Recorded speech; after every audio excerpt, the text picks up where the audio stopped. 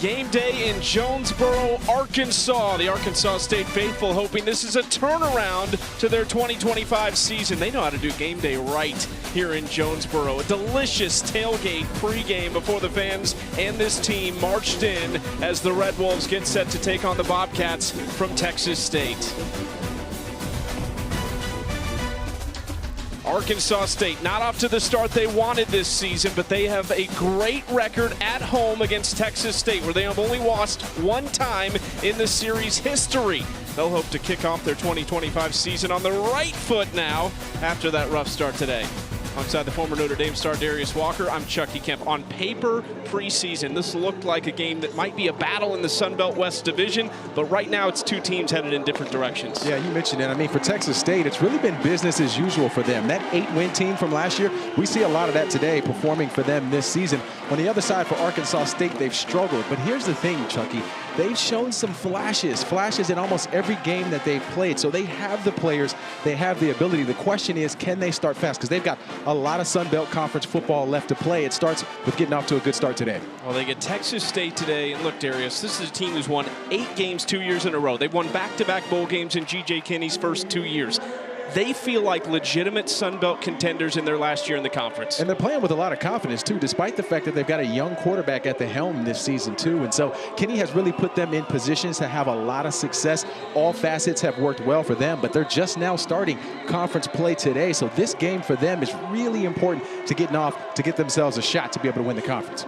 Here comes Texas State. You talked about the young quarterback. Brad Jackson has been excellent. Their third quarterback under G.J. Kinney, but they're getting the same results. Yeah, he's looked fantastic. He's a redshirt freshman, but he plays like an upperclassman, like a veteran. Poise in the pocket. He also can hit you with his legs, so he will, when plays break down, he will extend it. But one of his top targets is Bo Sparks. Sparks looked electric, particularly in this game against UTSA a couple of weeks ago. He looked fantastic. Now, he's not a big guy, Chucky, but he can get himself open, an incredible possession wide receiver, and you see the numbers there. 370 yards so far, 5 touchdowns for Sparks. Number 11 can fly. He's a good football player. You are going to be hard-pressed to find a defense that can slow this offense down. So you got to score if you're Arkansas State. They have a 3-year starter at quarterback in Jalen Rayner. Yeah, he's a 3-year starter, and he's shown some flashes this season, over 1,200 yards passing, but it's the mistakes and accuracy that have really hurt him. 6 touchdowns, 4 interceptions. He's got to clean this football up a little bit for him in order for them to get ready to go. But make no mistake about it, Rayner's legit. Let's listen into Butch Jones in the Arkansas State locker room just moments ago. Listen up. The critical things, the 4 elements of 4 to 6, A to B. What's the first? Start. What's the first? Start. What's the next one? Middle. Next one. Finish. Next one. Return. We got to live that way every day. We got to get lined up fast on every single play. Snap and clear. Understand your role. Know your role. And star in your role. It's the collective that comes through. All this group for one common cause to win. We got to have each other's back. Offense, defense, special teams. Great connection. Being locked in on every play. And just go be you. Any mistake you make, it's on me. Just go play fast. Attack, attack, attack, attack. But we got to get lined up. We got to get set. Butch Jones, year 5 as the head coach at Arkansas State, has posted a 20-35 record, but they built this up from year 1 to what they had last year, their first winning season at Arkansas State, 8-5. They won their first bowl game since 2019. You see the 104 career wins as an FBS head coach. He has won in different places, and he has tried to do it the old school way here in recruiting talented freshmen. And on the other side, you have a young, new school head coach in G.J. Kinney, who has proven he is a force to be reckoned with in the coaching ranks. Yeah, he just has a little bit of swag to him. When you spend time with him, as we did this week, you see the confidence come out. And I think that trickles down to his players, particularly to his quarterback. But he's the first Texas State head coach since the 80s to have these winning records. So he's been fantastic at the helm for this group. 81 degrees and sunny here in Jonesboro. There is a little bit of a breeze from the southeast, 8 to 18 miles per hour, but a great day for football here in early October. Opportunity for both of these teams awaits. Arkansas State trying to snap a 4-game losing streak. They have been so close in 3 of those 4 games. Texas State looking for their second 4-1 start in their last 3 seasons. G.J. Kinney has elevated this program to new heights at the FBS level. This has been a tough place for Texas State. They have 1 win in Jonesboro in 6 attempts so far. It came in 2022.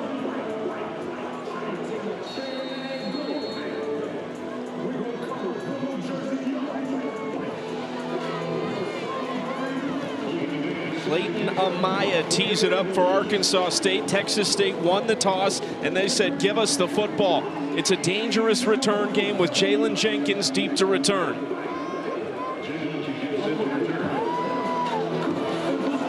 Amaya sends it away and deep out of the end zone for a touchback.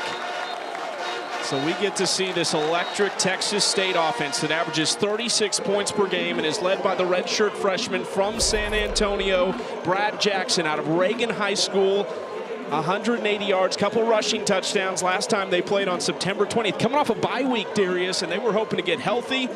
They should be well rested, ready for this one. He's got a lot of stars on the outside. Anytime you have a young quarterback like Brad Jackson, the way to help him is to have some of your guys step up and deliver. They've definitely done that at the receiver position so far this season. Has a talented running back to his right in Lincoln Perry. They're going to throw it out wide right away, catching it up with Chris Dawn, who returns this week down the sideline. Dawn somehow no. The whistles are being blown. It looked like he stepped out. That was quite the tap dance on the sideline there. We'll see if we take another look to see if he actually stepped out of bounds. But an incredible job of getting started for Brad Jackson. You keep the throws quick, help him build some confidence and a little bit of momentum to start this game. But watch Dawn here. He's going to catch this. Let's watch that right foot as he accelerates up the sideline. Nice move in shaking a guy. Looked like he might have stepped out there. Good call by the officials. Put him out at the 41. It might have been closer to the 39-yard line. Butch Jones is pointing placed at the 29-yard line. Way back. Yeah, they're going to put this at the 28-yard line. They're actually going to put this at the 29-yard line. So a significant difference from where they were. After that play, Darius, Butch Jones was about 5 yards on the field yelling at his defense, upset with something on that play. Well, you see the passion all the time. We saw it in his pregame speech, just how passionate he is about this game. Please reset the game clock to 14:45. And ensuring that his team is playing appropriately. Thank you. So that first down play ends up going for 4 yards. Plenty of excitement on our first play, all for 4 yards. Big tight end Titus Lyons in motion. Jackson throwing again. An open man on the outside is Kylan Evans, one of their big body receivers at 6'2", 200 pounds, a redshirt freshman from McKinney, Texas. Nice job picking up the first down there. Aaron Alexander that time was out in space. Missed his cue.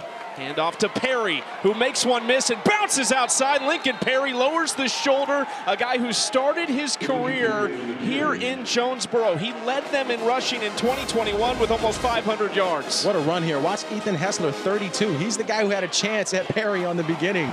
Made him look silly in space. Picks up the first down. Jackson throwing on first down. They like to go quickly. First connection with Sparks, who is pushed out. Sparks and Perry, two of the big playmakers, but a guy in Perry who's very familiar with Jonesboro. This is a change that Arkansas State's going to have to do defensively. Avante Dickerson was on the outside there. As we take a look at Perry here, and his numbers at Arkansas State from 2020 to 2021.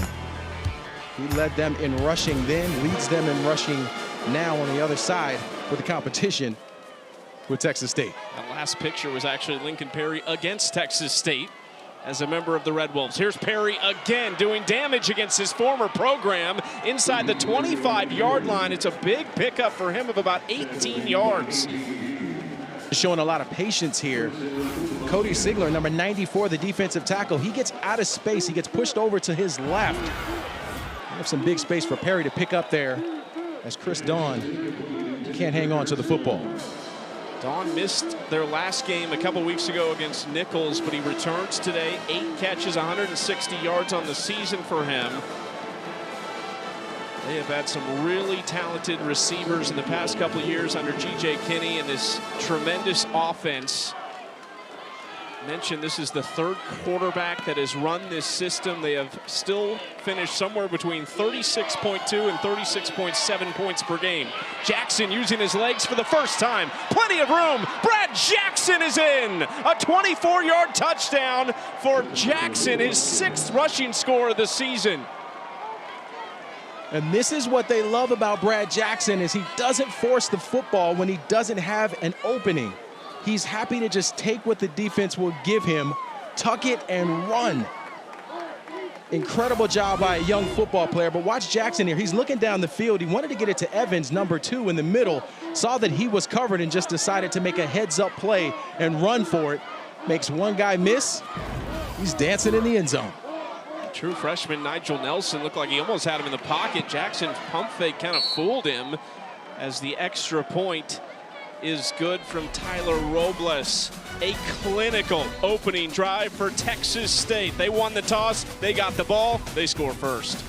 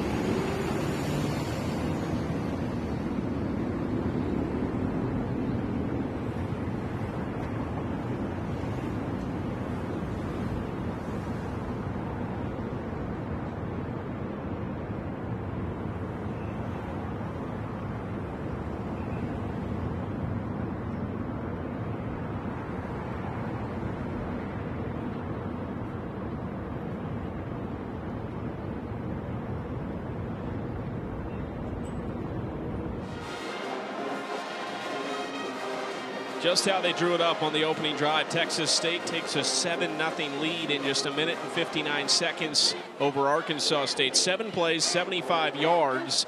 Finished off with the 6th rushing touchdown of the season for Brad Jackson. Now, Chucky, this might sound silly, but for Arkansas State, I think this is one of the most important moments in the game. When you look at their games this season, they continuously lose in the first quarter. They dig themselves a hole. Against Arkansas, they were down 28-7. Against Kennesaw State, they were down 21-0. So the first quarter for them is critical. This next drive for them is very important. See, Cobb calls for a fair catch, and now we talked about it. Arkansas State offensively has got to match the pace of Texas State. This is Jalen Rayner, the junior, is a 3-year starter from Winston-Salem, North Carolina. Was great in their opener against Southeast Missouri. In their losses, though, those numbers a little bit down for what he expects from himself. And it's really been a lot of the deep balls, too, just consistency in terms of being accurate with a lot of those deep passes. Just got to settle himself in. Butch Jones told us they love what Rayner brings them in terms of his leadership. He's got to put that pen to paper here to start this game. Handoff to Devin Spencer on the first play. A lot of bodies bottle him up after about a yard on first down. Tymir Jackson, one of them. The big guys on the defensive line. Now, Chucky, we're going to see a number of different running backs for them with Spencer. Also, Kenyon Clay, number 5, will be in the backfield some as well. So by committee here in the running game for Arkansas State. They would have thought Jaquez Cross would be their star running back this year after it was Zach Wallace and Cross a year ago. Wallace is now a member of the coaching staff. Cross was injured in practice after their Week 1 win.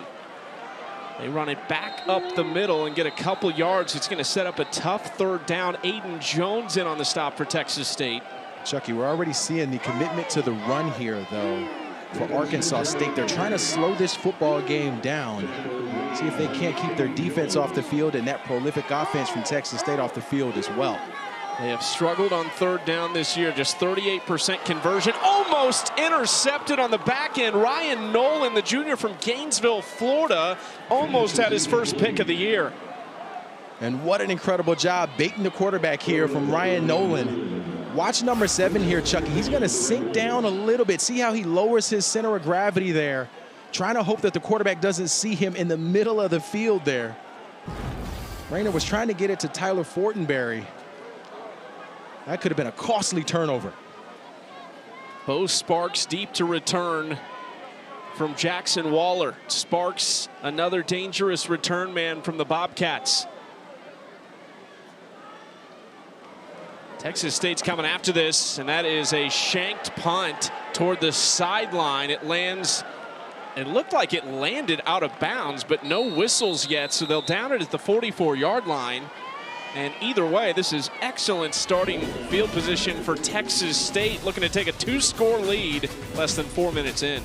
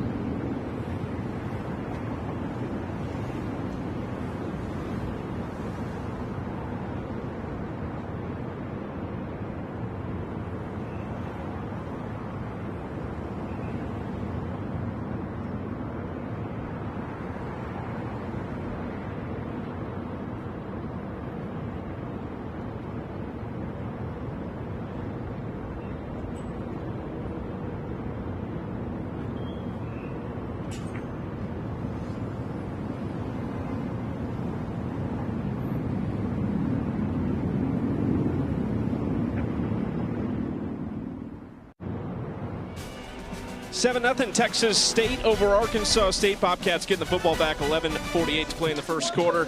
Coming up at 7:30 Eastern on ABC and the all-new ESPN app, the Sunshine State rivalry between third-ranked Miami and number 18 Florida State. Get the feeling that place is going to be rocking a little bit. Miami, a great chance to make the playoff. Really, either way with a win, almost 80%, 45% with a loss. Florida State, they need this one. Yeah, a lot on the line for both teams here, but definitely more so for Florida State. We've gotten off to a hot start this season, but everything on the line as we see the balanced offense here for Texas State. They pride themselves on keeping defenses off balance. See the passing yards there and the rushing yards. They've been terrific so far through the first part of the season. This year, the biggest difference is that is about a 2-yard difference rushing and passing. They're actually rushing for more yards than they've thrown for. First time under G.J. Kinney. Brad Jackson trying to add to the passing total here and throws it just before the line. That's going to be out of bounds. He was looking for Chris Don Jr. Jackson releasing that just before he crossed the line of scrimmage. I thought he had Kylan Evans, number 2, streaking down the middle of the field. Jackson got a little bit of pressure in his face, so he got outside of the pocket there. But watch 2 streaking down the middle of the field. He had a chance to get him in that window. Unable to find him down the field. Just trying to make something out of nothing there. Redshirt junior Jalen Jenkins is the running back with Jackson in the backfield. Handoff to Jenkins. Cuts up field. Gets a decent pickup on second down to set up 3rd and 6. Tackled by DeMarcus Hendricks. I love it when they bring the tight end in motion there. Titus Lyons, number 86. He's going to come across in motion and make a key block on the edge of that defense. Try to give some space to be able to pick up some positive yardage there. 3rd down situation. They'd love to look for Bo Sparks here, number 11. He's at the top of the screen. Looking that direction, nothing there. Jackson stepping up, finding space to the left. Jackson taking off as a first down, but there is a flag, couple of them back near the offensive line. And Ethan Hassler's jersey for Arkansas State's about halfway off his arm. Offense, number 51, 10 yards previous spot. Replay, 3rd down. And that's the redshirt freshman, Mark Riker there. Number 51, the center. They get him on the call. But it's been interesting this series here, Chucky, for Brad Jackson. He's had a couple of instances where he's had open wide receivers in the middle of the field, just unable to get to them through his progressions. Not sure if he's being a little bit spooked in the pocket, kind of getting a little bit of happy feet here early in this game. He needs to settle himself in and stay in the pocket and see if he can find his guys, because he's got open wide receivers so far. So after the 10-yard penalty, 3rd and 16. High snap for Jackson. Plenty of time, hits a crosser that's Dawn, and he's going to be ran out of bounds after he gets back across the 45 to set up 4th and 8, just shy of midfield, 4th and 7. Even when you have some productivity, penalties, they just can stall a drive. Texas State's doing a lot of things well on offense, but when you hurt yourself, just put yourself in a bad position. But a good job by Arkansas State defensively of capitalizing and getting themselves off the field. Aaron Blancas is back to return this punt. David Nunez to send it away. Whistles before the snap and a false start against the Bobcats. False start. Kicking team, number 20. 5-yard penalty. Replay, 4th down. You know, sometimes, Chucky, on the road, when you're on the road in a tough environment, mental errors, the penalties can sometimes pile up if you're not extremely focused on what you need to do in your role. Really negating a hot start for Texas State after their first series. I just feel like, too, against a team in Arkansas State, you know, where's their head right now? Where is this team after a 1-4 start to the season? Can you get a 2-score lead early and try to put them away before it gets going? Play that mental game. Keep your foot on the gas if you're Texas State. You don't want to give this team life. Blancas, the punt returner, would love to do that if he gets an opportunity. Fair catch signaled for at the 15-yard line, where Arkansas State takes over for the second time. Butch Jones hoping this is a more fruitful offensive possession for his team. This is where he's been. Got started at Central Michigan, had great success there, and then at Cincinnati, off to Tennessee, where he spent 5 years, compiled a 34-27 record there, and then the stop at Alabama under Nick Saban as the special assistant to the head coach, a spot that he really enjoyed being part of that championship culture and got one in 2021. And he's brought a lot of that here to Arkansas State. He talks about the SEC way of going about your business, serious about the football here. Rayner throwing on first down, batted down. That was tight coverage on the outside. Kamari Terrell. It's a nice job by Terrell here, but watch Rayner. He's just eyeing the wide receiver. He's got to try to look a guy off. But you see the one-on-one situation here with Summers all over him. The quarterback's got to be able to help his wide receivers in some of these cases. Quarterback run for Rayner, trying to get to the outside. He's dragged down after a decent pickup, tracked down by the redshirt sophomore from Houston, Aiden Jones. This linebacking core for Texas State, Aiden Jones and Traylon Pine, number 29. They do a good job in space of flowing through traffic and getting guys down. Nice heads-up play to set up the third down. 3rd and 6. Rayner has time, throws short and close to a first down. They got it. Connecting with Hunter Summers, one of his top 3 receivers this season. Summers has typically been the third guy, but he's great in space, particularly across formations. Nice job settling down there in the zone to pick up the first down.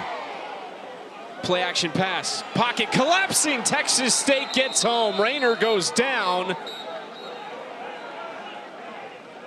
Sacked on the play by the big man Woods. Right guard that time, Chucky. Will Saxton, number 50, gets blown up out of proportion here. Just gets pushed back all the way into the quarterback. 3 white jerseys all over Rayner there. Nowhere to go with the football. Devarick Woods, 6'3", 290, redshirt junior. Handoff going right for Kenyon Clay. And he's going to get about 2 yards on 2nd and long. This has been the problem from Arkansas State offensively, is this offensive line not getting push up front. Riley McGee, number 78, he's at right tackle today. He's typically their left tackle. They had to move him because Watson is out. They've shuffled guys in on this offensive line because they have had some issues, not only protecting the quarterback, but getting some space to run the football. He's 3 for 15 on 3rd down a week ago at UL Monroe. Rayner all day to throw this time. Going to throw it underneath to Chauncey Cobb, who is hit hard at the end of that play and well short of a first down. Malik Willis, one of the tacklers for the Bobcats. That's an excellent job by Willis there, just allowing that play to come to him, not overcommitting, giving him some space to catch the football and get him down. Textbook defense there from Texas State to get off the field again. Jackson Waller hoping for a more fruitful punt in his 2nd attempt of the day, with Bo Sparks deep to return it. This is better, a spiraling kick toward the sideline. Sparks will take a chance on it and not going to go anywhere. Arkansas State got home quickly. Drew Nicholson was the first one there.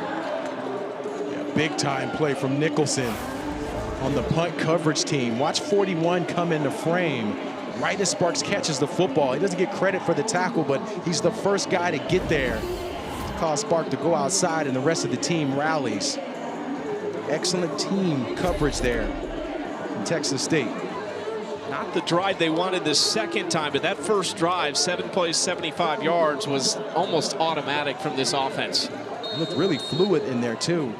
Again, Brad Jackson, just these last couple of series, has had happy feet just a bit. He's got to sure himself up with what he's seeing defensively.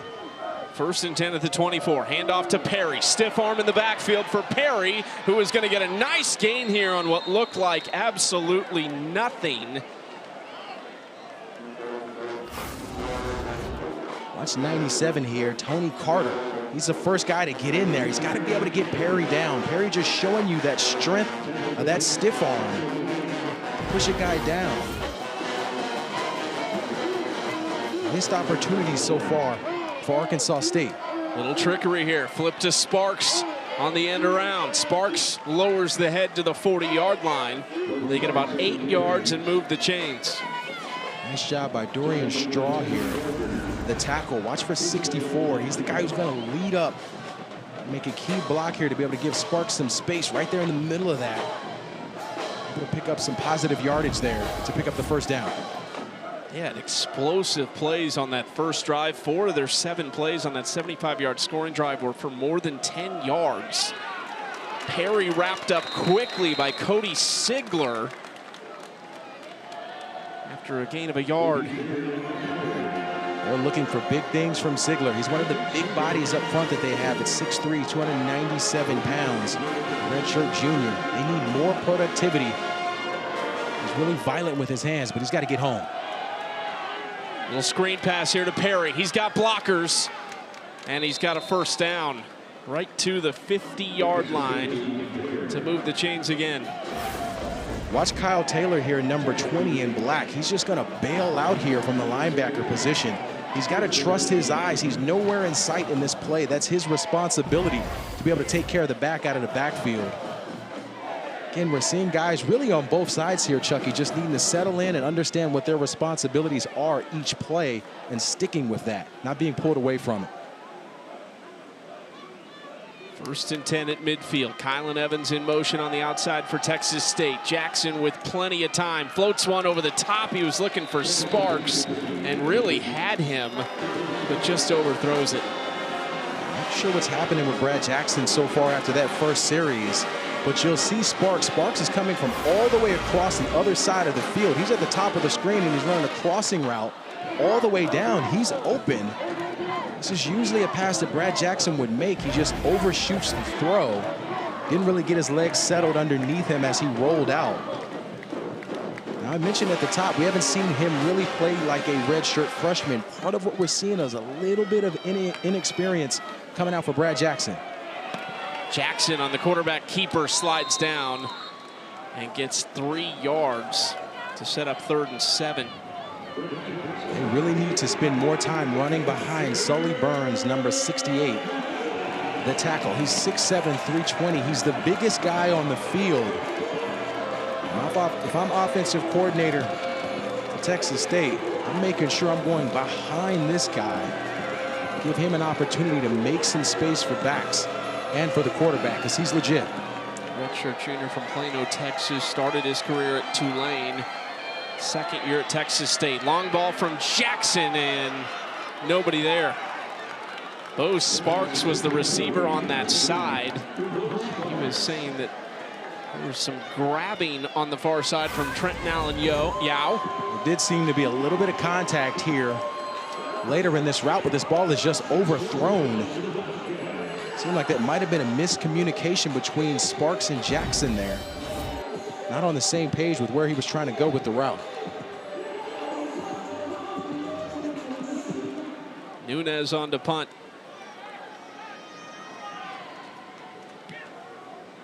This is a short kick.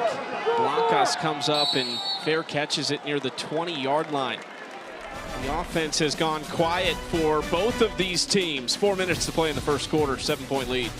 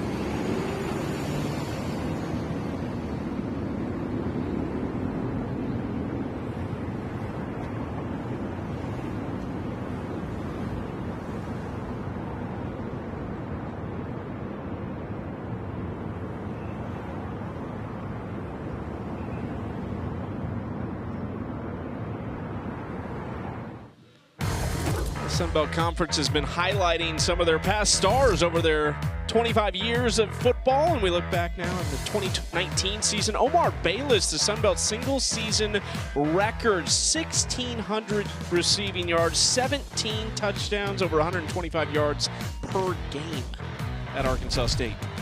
Keith Hickendorf, the current offensive coordinator, was also his offensive coordinator then. Still around here, but a terrific career nonetheless. Jalen Rayner on the run, picks up 8 yards on 1st and 10 to set up 2nd and 2. Arkansas State, one of 3 schools still in the Sun Belt since its 2001 football inception. Louisiana and UL Monroe, the other 2. Those 3 are really tight in all-time wins. About 3 wins separates them all. Big play down the sideline, much needed, as Chauncey Cobb, who stands at 5'6", 163 pounds, tries to deliver the blow after the big play. Watch Hunter Summers and Tyler Kettenborn, number 19 and number 3. Both wide receivers picked up their guy to give Cobb the space to be able to get outside. A big-time run. You mentioned his stature at 5'6". He's a smaller guy, but yak yards, he gets a ton of them. Really pops on film with how he breaks tackles. He's terrific. Big week last week at ULM. He had 1 catch in his first 2 seasons at Arkansas State. This year, 27 for 367 entering the day, leads them in receptions and yards. 1st and 10 at the 48. Down the sideline, that's got to be a flag. It looked like a lot of contact, and Butch Jones is charging down the sideline at the official. Hunter Summers, he couldn't even turn around. It looked like. And it's Terrell here. Watch him at the bottom of the screen. He's the guy who gets away with just a hole. I mean, my goodness, at the top of this route, he's going to grab with the right arm and just throw him down to the ground. Really surprised that was a no call there. Rayner on the keeper, cutting back across field. Rayner using his athleticism down the sideline, and he steps out back at the 15, but makes amends after the no call on the previous play. This is an experienced quarterback. Watch the read here. He's reading that defensive end. He sees the defensive end crash, pulls the football, and the rest of this is just juke moves and agility on the outside as Rayner picks up some big yardage. Officials timeout. Injury on the field. For Arkansas State, this is exactly what you're looking for, Chucky. Somebody to have a spark and to show some life. Great thing when your experienced quarterback is the guy who raises his hand and said, you know what, I'll step up and make a play. Don Terry Russell, redshirt junior from Jackson, Mississippi, transfer from Mississippi State, is the player down right now for Texas State.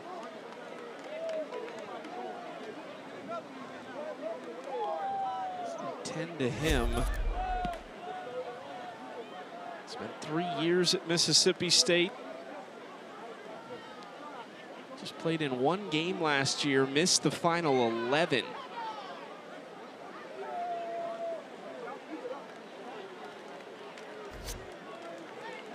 Good to see him walking off under his own power. One of the pass rushers on that defensive line. He has been really good in moments for them defensively. He gives Khalil Alexander number 2. He's the edge rusher that comes in behind Khalil. Hopefully he's able to go. They will miss him out there and his presence on this defense. Can Arkansas State punch this in? 1st and 10 at the 15-yard line after the big pickup by Rayner. They got Devin Spencer, number 4 at running back position. He's been productive for them as well. They need to give him some opportunities. Handoff to Spencer, who is hit hard after a 2-yard gain. Terrence Cooks Jr. on the tackle. Cooks came in like a lightning rod there. Delivered a big blow on Spencer.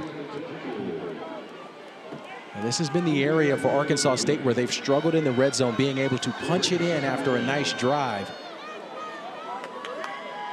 It's been an area where they've struggled and where Texas State has excelled defensively. Absolutely. The guy I'm looking for here, though, is 16. Chauncey Cobbs right there in the slot at the top of the screen. Rayner looking, throwing, end zone tipped and incomplete. And it was Cooks again on back-to-back plays, stepping up for the Bobcats. Rayner really needs to trust his eyes in the middle of this defense. Cooks is just standing there. He backs up a little bit. He's right in the pathway of this pass. There's no way that Rayner can get that football in there with Cooks' body there. I almost want him to just take that football and take off and run. We've seen his elusiveness. If it's not there, you can't force it, especially across the middle of the field. 3rd and 8. Rayner taking off, breaking tackles, and into the end zone. Jalen Rayner. The quarterback using his legs on multiple big plays to cut this to a 1-point game.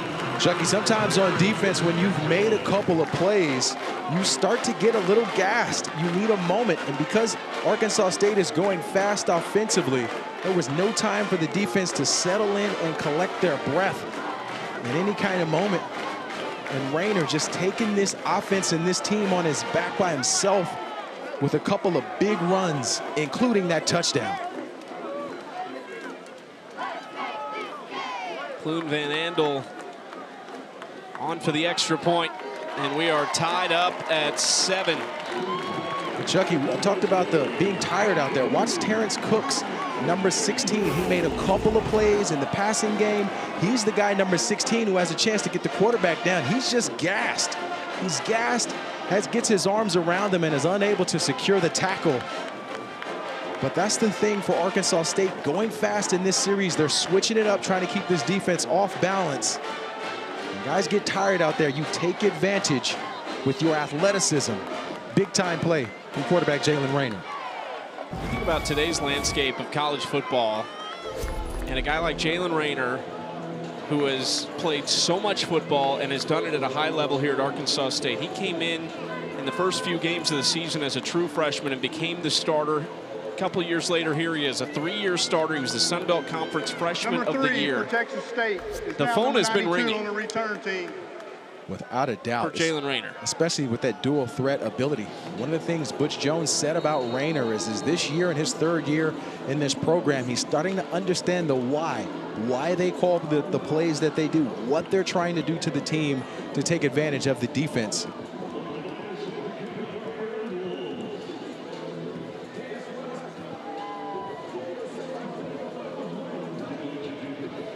Clayton Amaya to send it away. And another touchback as Texas State comes out in a tie game. Game 2 of the WNBA Finals tomorrow afternoon, 3 Eastern, noon Pacific on ABC and the all-new ESPN app. The Las Vegas Aces and the Phoenix Mercury. WNBA Countdown tips off our coverage at 2 Eastern, 11 a.m. Pacific. Las Vegas up 1-0 in the series. Best of 7 series, just game 2. They won 89-86 in game 1. There's Jackson, who things have looked a lot different these last couple drives. A complete shift against this Arkansas State defense. He's 5 of 9 for 40 yards. Had a couple of big runs early in the game, but isn't necessarily seeing the field the way he has in the past. Right now, this defense is confusing him a bit. Hand off Perry. And nowhere to go. Lincoln Perry is dropped. Nigel Nelson, Trenton Allen Yao in on the stop. Yeah, nice job by the freshman, the true freshman, Nigel Nelson, number 22. Getting in there as the first point of contact for Perry. Just a young football player, but they say he's got that old soul, that maturity for this team, despite the fact that he's a true freshman. He's playing well for them this season. Their defensive coordinator, Griff McCarley, said he fits in really well with a veteran group because of that maturity. Again, on 2nd down, nowhere to go for Perry. Simeon Mitchell and DeMarcus Hendricks bring him down. It's 3rd and 10. This is a totally different offense. And it's all about the momentum. We saw what happened with Rayner when he scored that touchdown. That sideline for Arkansas State lit up. That translates to defense. We're seeing more energy now from these players. 3rd and 10. Jackson throwing sideline towards Sparks, who is hit. It's incomplete. Tight coverage on the outside by Avante Dickerson, a former big-time recruit who started his career at Oregon and came here from Utah State. That's the matchup to watch. Sparks versus Dickerson here today. Both of these guys have shown some excellence. Dickerson broke on the football there, made sure that he kept Sparks in front of him to prevent him from catching that football. And you can already feel it. Even up here in the booth, you just feel a little bit of a difference in terms of the energy for Arkansas State after that touchdown run from Jalen Rayner. Nunez sends it away. Fair caught by Blancas near the 35-yard line. Decent starting field position here for Arkansas State after a really impressive drive on their last time out. Now, Chuck, if I'm Butch Jones and company, I want to keep my foot on the gas here. I think this is a moment.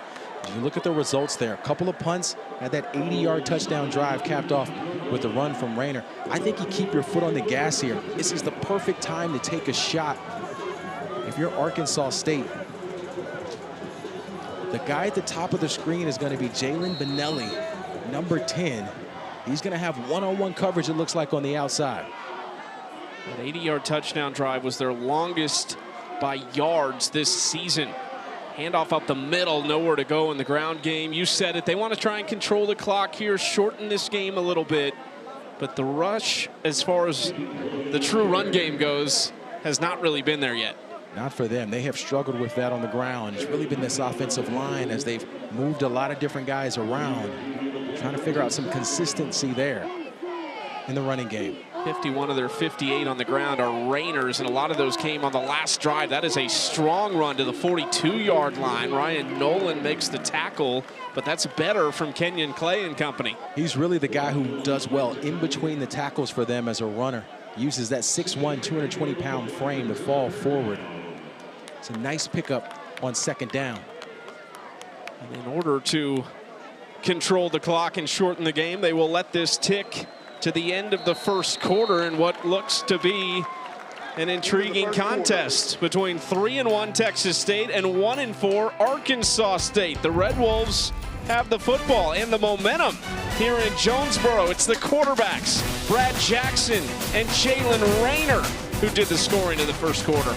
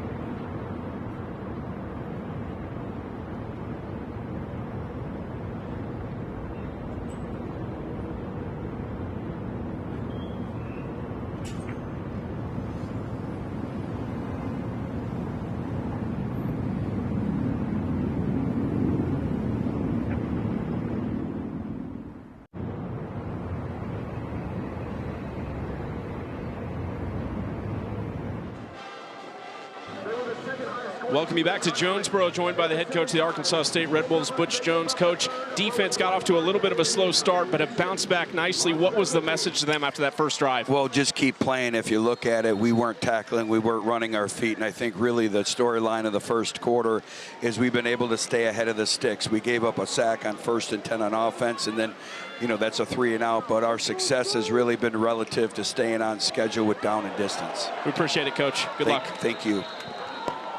Big hit on that first play. Camden Grogan coming up and sticking Corey Rucker to make it an incomplete pass on 3rd and short. One thing with Arkansas State, Darius, they've been close. And for spurts in basically every game, they played really well at times. Yeah, you see the flashes, and where they've really hurt themselves is just being inconsistent from time to time. They'll have 5 or 6 good plays and then a bad one. They'll have a penalty next, and then they'll get into a 3 and out. So just having a tough time really building momentum. We're seeing that play out here again early in this game where spurts. Sparks back for the punt. He's going to let this bounce. Takes a big Arkansas State hop inside the 5. They got to get on this. And they do at the 1-yard line. That is Jackson Waller, the punter, coming up big. Man, he's pumped and excited about it. You love to see the punter with the excitement getting into it. Almost let this roll a little bit too much there. It wasn't super clean. He was excited about it on the end, but it was not a very clean look at the end of that, but the result is the same. Long snapper Drew Nicholson having a day, man. Made a nice initial hit on a punt return earlier and then downs it at the 1-yard line for Brad Jackson and Texas State with an offense who started lights out on that 7-play, 75-yard drive. They had multiple plays go for more than 10 yards and then punt, punt, punt on the last 3. You see his numbers, 5 of 10 for 40 yards. He really has been off target in a number of instances and not seeing through his progressions either. They want to take a shot here on 1st down toward Sparks, and there is a flag late that comes out. Trenton Allen Yao in coverage on Sparks, and they're going to get him for a late tug of the jersey. We'll have to take another look at this here, Chucky. But this has been the story since the first series for Texas State, is this miscommunication on the outside between... There is no flag for pass interference. 2nd down. I think that's the right call, but this miscommunication between quarterback and wide receiver. Watch Sparks here at the bottom of the screen. He's running towards the middle of the field. This ball is thrown outside. I don't see a tug there either. But so far after that first series, Brad Jackson and his star wide receiver have just been on different pages. 2nd down handoff to Perry, who slipped down, and he was inches outside of the end zone. Almost disaster for Texas State right there. Yeah, so that right foot, watch him. He tries to plant off the left foot to get back inside.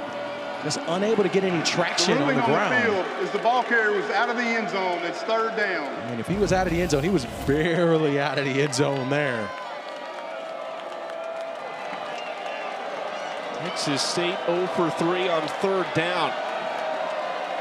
They have been one of the best 3rd down teams in the Sun Belt Conference. This is a false start against the Bobcats. False start. Offense, number 1. Half the distance to the goal. Replay, 3rd down. Yeah, Chris Don Jr. there. I think you have to give this crowd a little bit on that one. They got excited. We heard them rocking here for Arkansas State.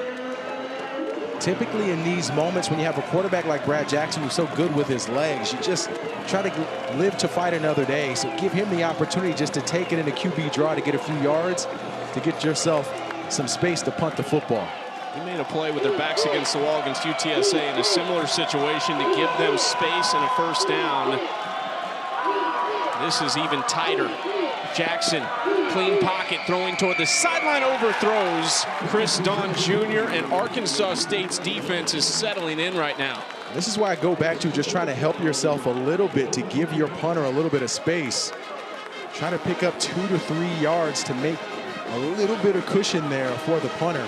This is a tough spot for any punter to be in. And you have to think that for Arkansas State, they're going to all-out blitz and come to try to get this ball. This is an uncomfortable setting for David Nunes. Heels on the back of the end zone, gets it away quickly, and this is a good punt from that spot. Caught at the 46 by Blancas. Flags come in. Blancas cuts across the field, and he's dropped at the 28-yard line. We'll see what the flag is back at the 35. Yeah, not sure if they got Whedon, number 18. That's the block in the back. We'll see what the call is. Usually what it is in these situations. Especially with where the flag was thrown.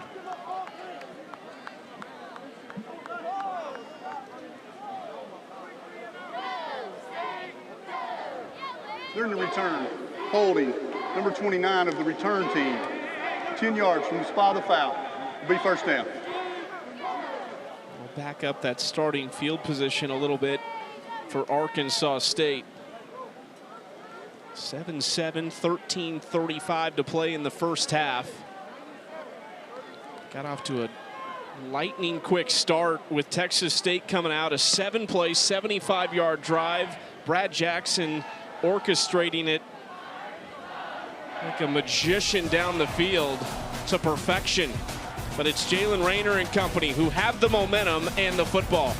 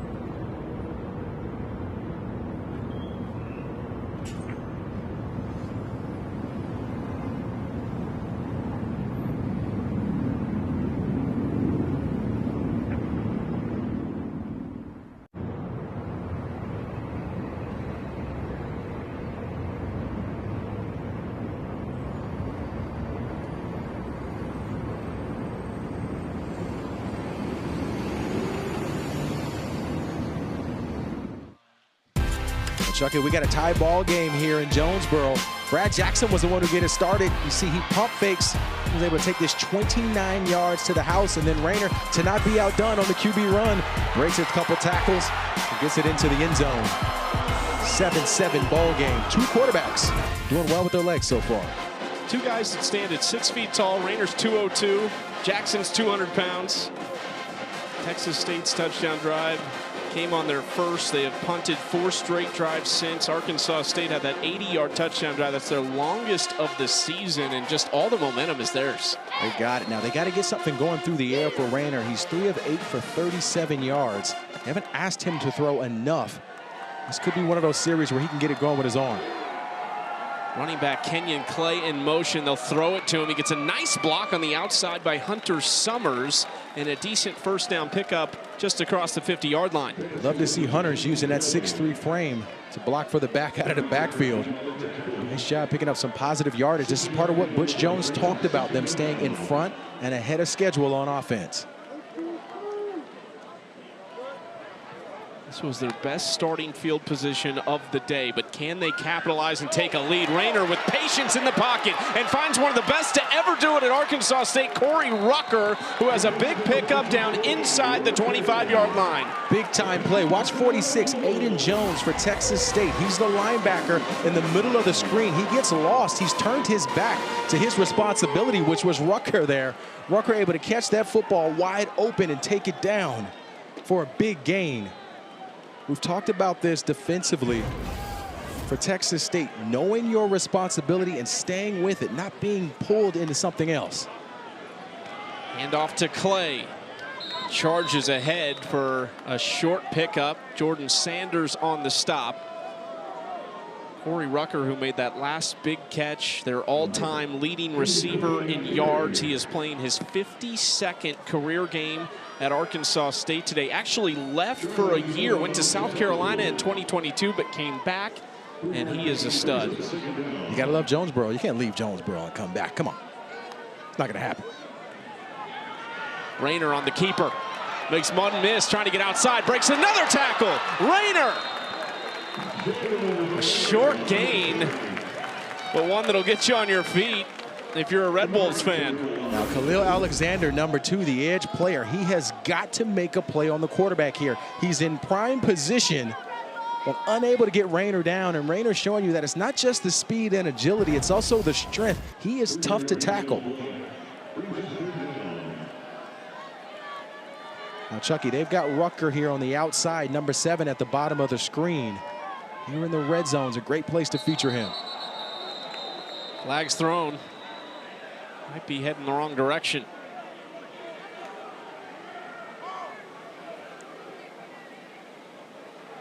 False start. Offense. Number 65. 5-yard penalty. Replay. 3rd down. That's Noah Smith. Now remember at the top, he's the backup. He's in at left tackle, who's starting today because they had to move Riley McGehee, number 78, to right tackle since Alaric Watson is out. Again, the shuffling on the offensive line for Arkansas State has been a problem. They've got guys playing in different position than they were a week ago. Something for us to continue to track with how well they can perform offensively on this line. Noah Smith, the guy who started all 13 games a year ago, 6 in 2023, but has been the backup this year. Rayner holds on too long, and he's going to go down. Michael Bodwin II,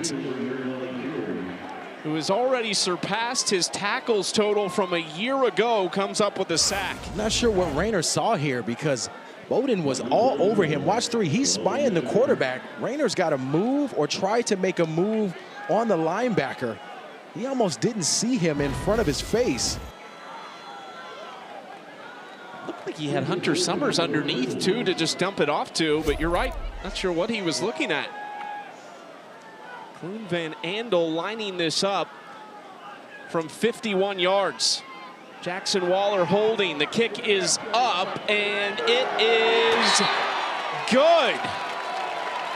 Clune Van Andel, just a yard shy of his career long, sends it through. Arkansas State up 3 in Jonesboro.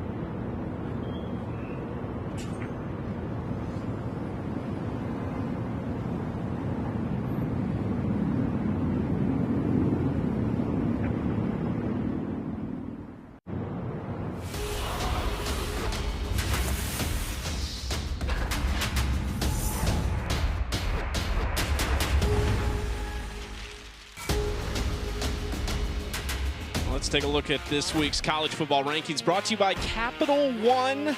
Ohio State, Oregon, Miami in third, and they've got the big one tonight on ABC. Florida State hosting the Hurricanes at 7:30 Eastern. Miami, we've talked about them most weeks. They have been so good this year. Yeah, they've been outstanding and lights out. I've been pleasantly surprised with Vanderbilt, though. They have been playing incredibly well. They've got Alabama tied 7-7 now. That team has come out of nowhere over the past couple of years. Now they're a contender. Penn State down 20 to UCLA. Oh my goodness. They don't have a head coach or an offensive coordinator or a defensive coordinator. Interims all around at UCLA. So far, so good for the Bruins. You're out in California. You could probably throw on the pads one more year. I'm sure you can get another year of eligibility. I mean, I know Martin Jarman, their AD. See if I'll have a conversation with Martin. Yeah, I have faith in you. We'll make it happen. That'd be the quickest way to pull a hamstring, by the way. Just the hamstring, that's all. Brad Jackson and company have got to figure something out. 5 of 12, 40 yards, 27 rush yards. A lot of the good stuff came on that opening drive. Yeah, it really did. And what happens when your quarterback is struggling a little bit, what you do is you start to simplify the offense. Remember, he's just a redshirt freshman. This is his first season starting, so he's still learning on the job. The way you simplify it here is to allow him to run. Give him some read options where he can either hand that football off or keep the football in his hands to try to build a little bit of momentum offensively to get themselves back in groove and back in rhythm. Only 28 total yards since that first drive. Dumps it out to Burrell, one of the running backs, and he goes nowhere. Brandon Barnes along with Kyle Taylor on the stop for Arkansas State. Yeah, that's an excellent job by Barnes of just tracking the back out of the backfield. Not allowing him to get to the outside edge of that defense into the field. Jackson looking towards Sparks, who makes the catch and makes a couple miss. Here goes Sparks. Pushed out at the 50-yard line by Barnes. And I love it. Quick throws for your quarterback. Give him 1 to 2 reads. Allow him to just make a decision quickly and get the football out of his hands. Jackson handoff to Burrell. Fighting through arms and pushing ahead to the 46-yard line. Now watch Dickerson, number 9. He's going against Spark. He's way back, but when he comes up at the point of attack, he just kind of dives and gives himself away. When you're going against both Sparks, wide receivers that have that wiggle, you got to settle yourself at the point of attack. Handoff Burrell. Bounces off one tackle, runs through another. Burrell to the 32-yard line. They move the chains again. One thing Arkansas State said, they have to win the pre-snap battle. They have to be ready. These last few plays kind of feel like they've been a little off balance. That's Titus Lyons here, 86. He's the tight end. He's the guy who's on the edge of that. Gives Burrell just enough space to be able to get up the field to the second level. We've got an injured Arkansas State player. It's Trenton Allen Yao, who actually came into this game questionable. And they like his leadership. He's got great length at 6'2", 180 pounds. Transferred in from App State. He is one of their leaders on defense, the 5th-year senior. Good to see him up and moving on his own accord. It's definitely one to keep an eye on against this offense. Absolutely. Yeah, was great as a tackler as well, as a cover guy. Those vocal leaders on defense. In games like this, close games, you're trying to get out of a rough start. You really lean on the seniors and the vocal guys to help, even if it's just to say a word or two to the team. So his presence is vital, regardless of if he's ready to go back into this game or not. 1st and 10 for Texas State. After us, we'll send you just down the road. Tulsa and at Memphis. Undefeated Memphis hosting Tulsa. Tigers certainly a team with college football playoff aspirations. Jackson, handoff. Burrell having a big drive. Here goes Burrell. Touchdown, Texas State. And a flag on the field, though. This is painful for Burrell if this is coming back, because what a cut he made off the center. It looks like it is holding against Texas State. Offense, number 64. 10 yards, spot the foul. Replay, first down. Dorian Straw there from the tackle position. Oh, that is unfortunate because this offensive line did an incredible job. Watch the center, Brock Riker here, 51. He washes this all the way down, and that's where Burrell makes his cut right off the center to get upfield in a hurry. That's a big-time play. I mean, as a running back, I've been there before where you have a big run that gets called back. It is quite frustrating, but it's also pretty tiring, too, because you're winded already to try to get back in the game. Tough break for Texas State. Jackson into the flats for Stamey, the tight end, who is hit and dropped quickly on the play by Kyle Williams, a redshirt freshman from Slidell, Louisiana. Stamey, number 18. You see him coming across the formation there with a nice catch. They've been trying to get more productivity out of the tight end position. Traditionally, this offense ran a lot of 11 personnel with the extra wide receiver, but this year they've gone to more 12 personnel because they've got 2 dynamic tight ends. Second and long, Jackson moving, looking and finding Sparks, who dropped it. Would have had a first down on 2nd and 14, and a rare miscue by Bo Sparks. That's all about the technique here for Sparks. He's been dynamic with the ball in his hands, but he allows this football to get to his chest. Textbook, you got to use those hands to catch it. When the ball gets to your chest in that way, it can bounce off of the shoulder pads. Unfortunate mistake for Bo Sparks there. It just starts with the technique. Use your hands at all times because we know he's dynamic with his hands. How much will that hurt them? 3rd and 14. Dawn in motion. Jackson, plenty of time. Steps up, throwing and hitting, and a first down. Big play on the outside to Maven Anderson, who takes it down to the 19-yard line. Anderson has been one of those possession wide receivers for them on offense. This is an incredible throw from Brad Jackson, though. He had color in his face, steps up into the pocket and delivers a strike right into the hands of Anderson there. He's able to make a guy miss and pick up the first down. But that's a young quarterback extending the play, moving himself around and showing you the accuracy there. Excellent job from Brad Jackson. This is a top 25 red zone offense. 19 of 20 in the red zone. 16 of those trips are touchdowns. Handoff to Jalen Jenkins, goes for short yardage on first down. Ryan Reese, one of the defensive tackles on the stop. Cody Sigler there, number 94. Field is forward progress. Take it down. Came up with the football after the play there. I said the progress was stopped. One of the things we saw working for Texas State, as you look at the numbers in the red zone there, incredible in the red zone. Jenkins is hit hard at the line of scrimmage. He does fall forward for a couple. Aaron Alexander with the stick, transfer from Michigan State. We saw what was working for Texas State was going fast. They've kind of gotten away from upping the pace here this series. It's a nice job by Alexander of getting him down. Haven't seen Lincoln Perry on this drive. Texas State's leading rusher. 3rd and 5. Jackson hands off, and they're not going to get there. Alexander again helping make the stop after about 1.5 yards on 3rd down. This is a heck of a play from the Mike backer position for Aaron Alexander.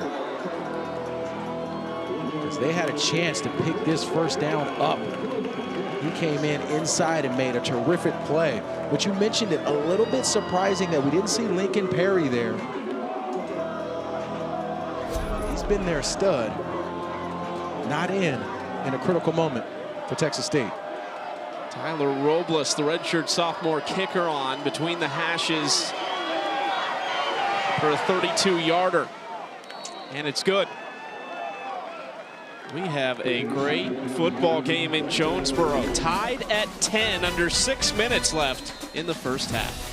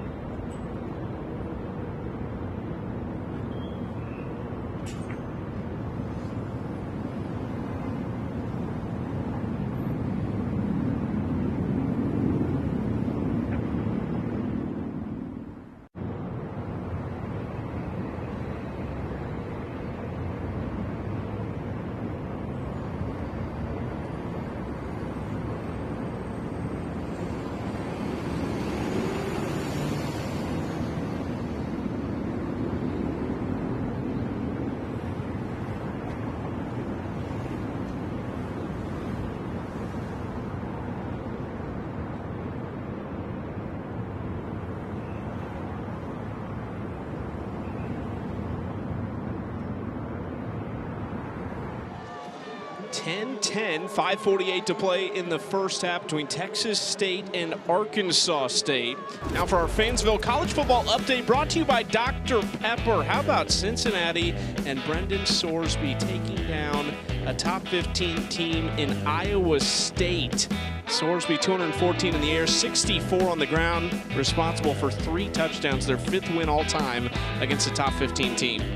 You gotta love it there. We saw Arkansas State do some damage against Iowa State as well. Maybe they were watching that film in Cincinnati a little bit, figure out what they needed to do, but a big time performance from the quarterback. Into the end zone for a touchback. Butch Jones has to be happy with how his team has responded. Of course, he had his second head coaching stop at Cincinnati, very successful, that vaulted him into the Tennessee role as head coach. He has just such a presence about him, even with just the way he sort of tells stories and talks about culture. It's infectious. It really is. And the thing I love is he talked about his student athletes and holding them accountable for things which I think can get overlooked sometime with all the transfers that are happening in college football and everyone looking for a reward. He's all about the discipline. You like to see it. 1st and 10 at the 25. Rayner handing off, no play action, and he actually had Rucker just beyond the reach of one of his top targets. Got to get that football up. We've seen both quarterbacks struggle a bit with passing in the middle, going across the formation there. Watch Rucker. He's just going to run a nice slant route after the play action. He was there.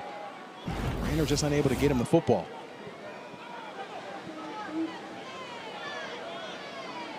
2nd and 10. Rayner barking orders to his offensive line. He will hand it off this time, and a decent-sized hole across the 30-yard line goes Devin Spencer to set up a 3rd and manageable. Well, that big hole was created because Ezra Burgess, number 82, the tight end, did a nice job of coming across the formation for the kickout block. One of the things we've seen for Arkansas State is they're trying to get creative with adding bodies to the offensive line in terms of protection. Try to find some wiggle room since they've struggled on this offensive line. They bring the 2nd tight end to let him block. It's a good job to set up a 3rd down and manageable. Texas State looked a little unsettled defensively there, and Rayner has a 1st down, gets 5 on 3rd down. Tymir Jackson makes the tackle, but not in time. They found something running behind these tight ends. Tyler Fortenberry, number 19. Officials timeout. Watch him to the left of the screen here, Chucky. He's going to come in frame and block on that in-man line of scrimmage. You got Tymir Jackson there. Just enough space to get Rayner up the field to pick up the 1st down. Michael Bodwin was the player down for a moment. You could see him in the replay kind of fall back awkwardly, but again, good to see him off under his own power. Mainly played on special teams the last couple of years for Texas State, but has stuck around and now getting an opportunity to impact his defense. One of the surprising things for Arkansas State is we haven't seen them try to feature Chauncey Cobb yet, number 16. He's not even on the field at the moment. He had 126 yards last week against ULM. They need to figure out how to get their stars the football. 2 catches for Cobb today, just 1 for Rucker. But those 3 catches have gone for 55 yards. Offense, number 50. 5-yard penalty. Replay 1st down. So you see the big playability out of those 2. You just got to get them the football. Yeah, you got to figure out creative ways to put the football and the guys who can play. Give them space and give them opportunities. We've seen them motion Cobb. We've seen them motion Corey Rucker as well previously to give them space and opportunity. Maybe one of the things they need to consider is moving those guys around the field. Rayner on the keeper, dragged down in the backfield. Bryce Carter got there, his 1st sack of the season. Yeah, 2 guys, really, Carter and Jordan Sanders there, number 88. You got the nose. Injury on the field. And the defensive tackle. Watch both them in the middle of this defense. Neither guy budges, able to hold their guard and fall on top of Rayner there. We've got another injured Arkansas State player. It's Walker Davis, who, Darius, is already the backup center filling in for Mason Myers today. So now the question is, where do you go at that position for a unit that, as you mentioned, has had its struggles this year? They've been having to move a lot of pieces around up front on the offensive line. And this really is a tough spot for Arkansas State because Jacob Bayer was such a pillar and foundation for them offensively. He graduated a year ago, so not having his presence was already lost. But now they're on their second to third guy at the center position after having stability with Mayers. This offensive line is in a tough spot. At the moment, Gabe Fortson, a redshirt sophomore from Kennesaw, Georgia, is practicing snaps on the sideline as they tend to Walker Davis on the field. The concern certainly with the sophomore from Benton, Arkansas. Didn't play in any games last year, had a couple in his first season in 2023.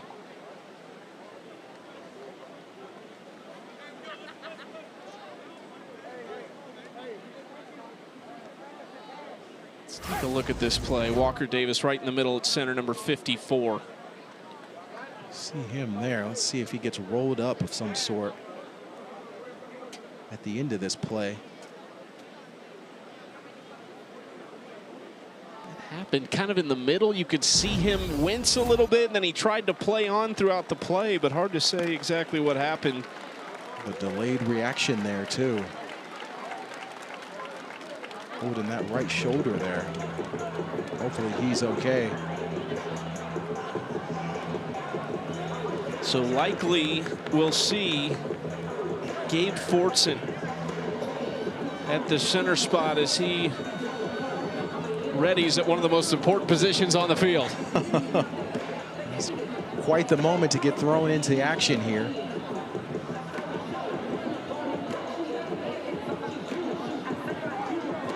Second and 17.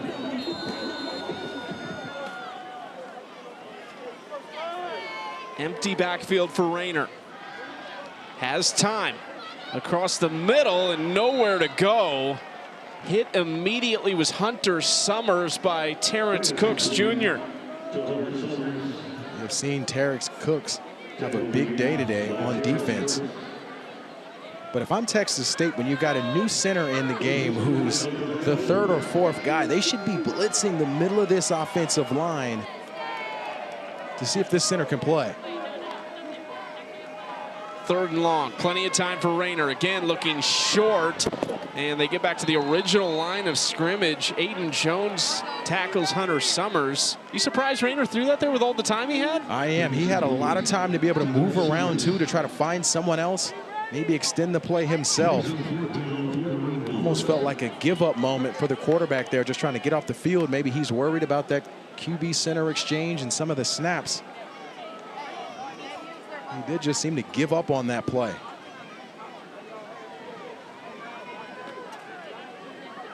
Fourth and 10, the punt unit on. Jackson Waller, who pinned Texas State at their 1 yard line earlier in this game. Spiraling kick. Short one, and will go out of bounds near the 40-yard line. Let's see where they end up marking this. It'll be at the 38-yard line where Texas State will take over, not giving Bo Sparks an opportunity to return, a dangerous punt returner. This offense for Texas State led by Landon Keppel, who is an Arkansas native, and G.J. Kinney, who promoted Keppel. They lose their offensive coordinator, Mac Leftwich, from last year. Leftwich now in the same position at Texas Tech. Kinney said, look, why go outside of this? We're going to run what we're going to run. I trust Landon Keppel. I know him, and he knows us. They've got to figure out how to flip the switch, though. Jackson has time. It's one of his tight ends. Titus Lyons on the catch, tackled by Taylor. Now, good news for Texas State. Lincoln Perry, number 7's back in the football game. We've missed him for a couple of series for them defensively. Not sure what was going on, but I think it's a positive sign to see him back in the football game. And he gets the ball here. Perry slipping down on the tee of A-State at midfield, 2 yards shy of a first down. Now, we saw him slip on the goal line as well. Not sure if it's a cleat thing or something, but this is the second time he's gotten that football and on the plant foot falling down. Trying to figure out how to settle himself there. Something with the cleats on this turf. But they need a big game and big productivity from Perry. Approaching the 2-minute timeout. This is a massive drive in this game. Arkansas State gets the second half kickoff. Texas State won the toss and took the football.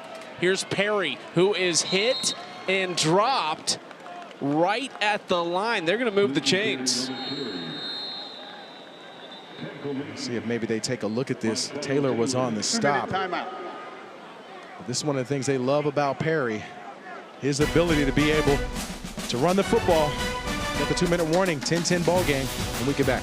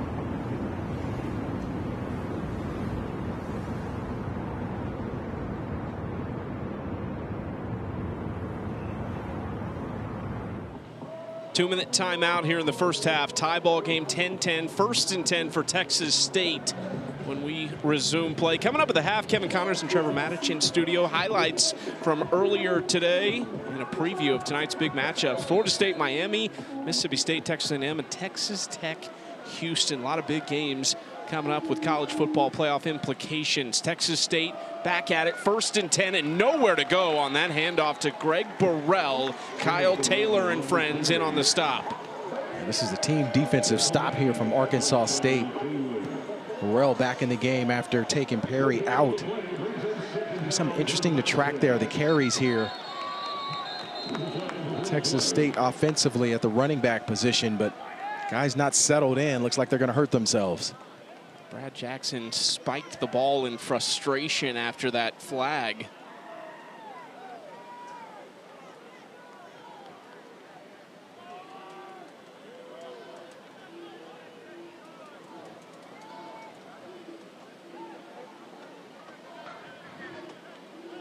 False start. Offense. 5-yard penalty. Replay. 2nd down. Texas State, Darius, came out of the gate 7 plays, 75 yards. Then they turn around defensively. Arkansas State does nothing on their opening couple drives. 10-second runoff. 2nd down. You heard Texas State using a timeout to avoid the 10-second runoff after that penalty, but this game has just shifted completely, and kind of out of nowhere, Texas State has lacked confidence and any momentum offensively since that opening drive. And they've been hurting themselves. They've got 5 penalties for 30 yards right now. Uncharacteristic for this offense. after a fast start. You see the yardage there. 43 yards over the season. Arkansas State has chosen a 10-second runoff. There is no timeout for Texas State. They're going to take the 10-second runoff here. Texas State playing like a team on the road in a hostile environment at the moment. The officials are trying to figure something out. Move the clock down to 1:30.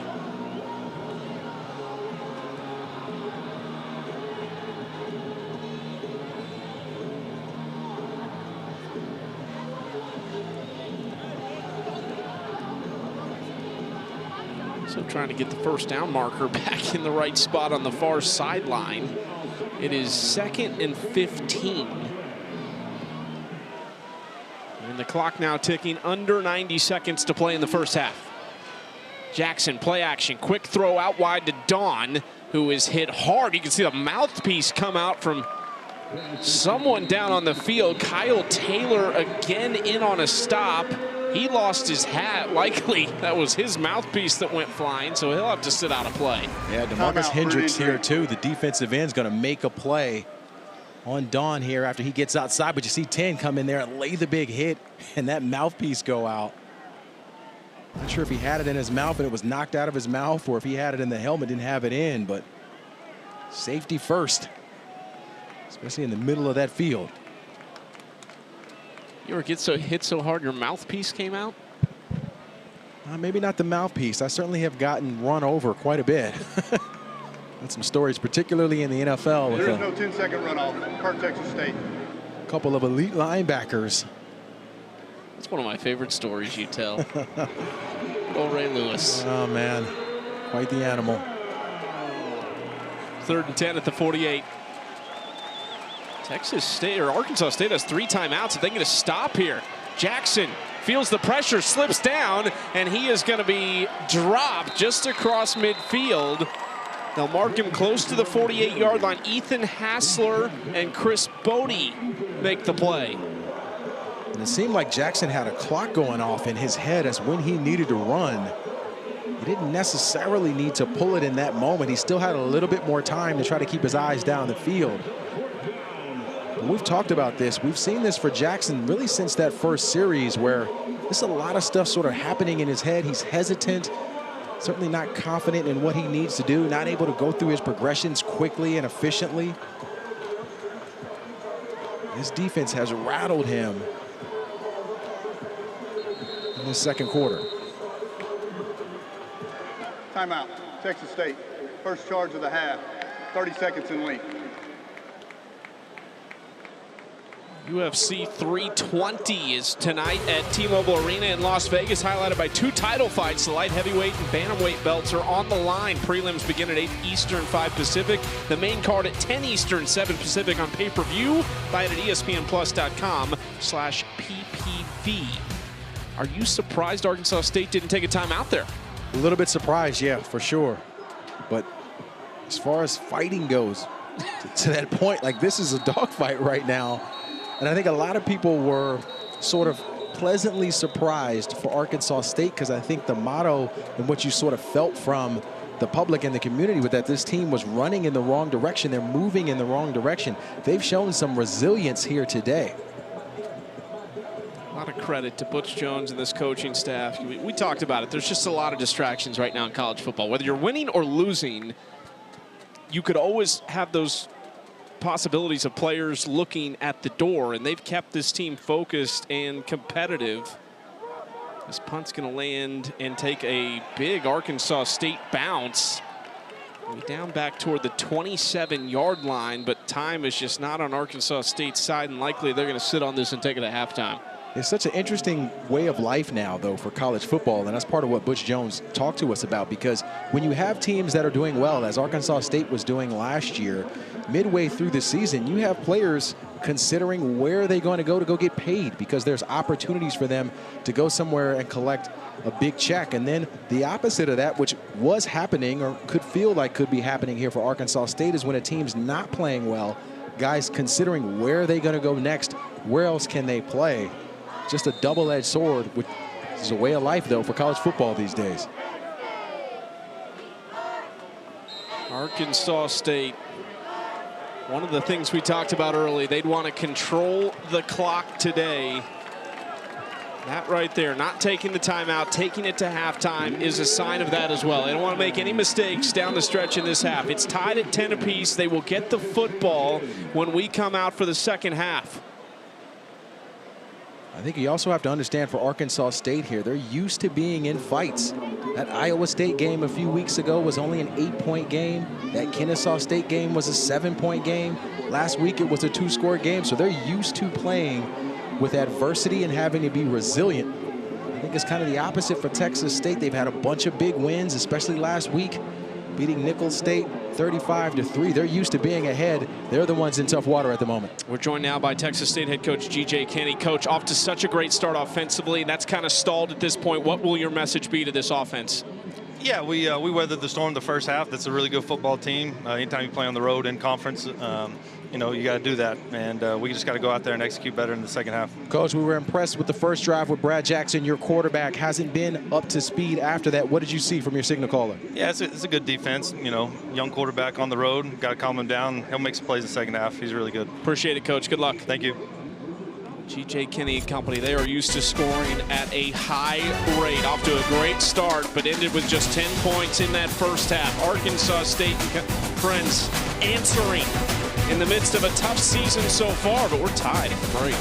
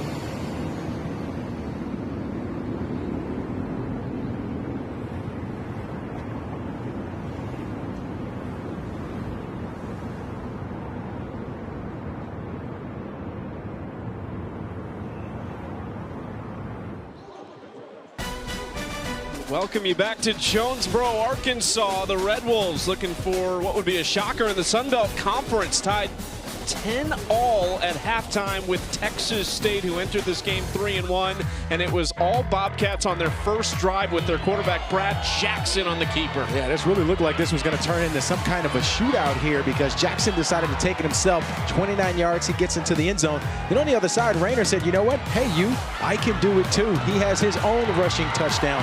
But then something tricky happened, Chucky. The defenses decided to settle in and to start to play some defense here. Watch the interior defensive line here for Texas State. They bottle up the quarterback, nowhere for Rayner to go with the football. That's an excellent team job defensively for them.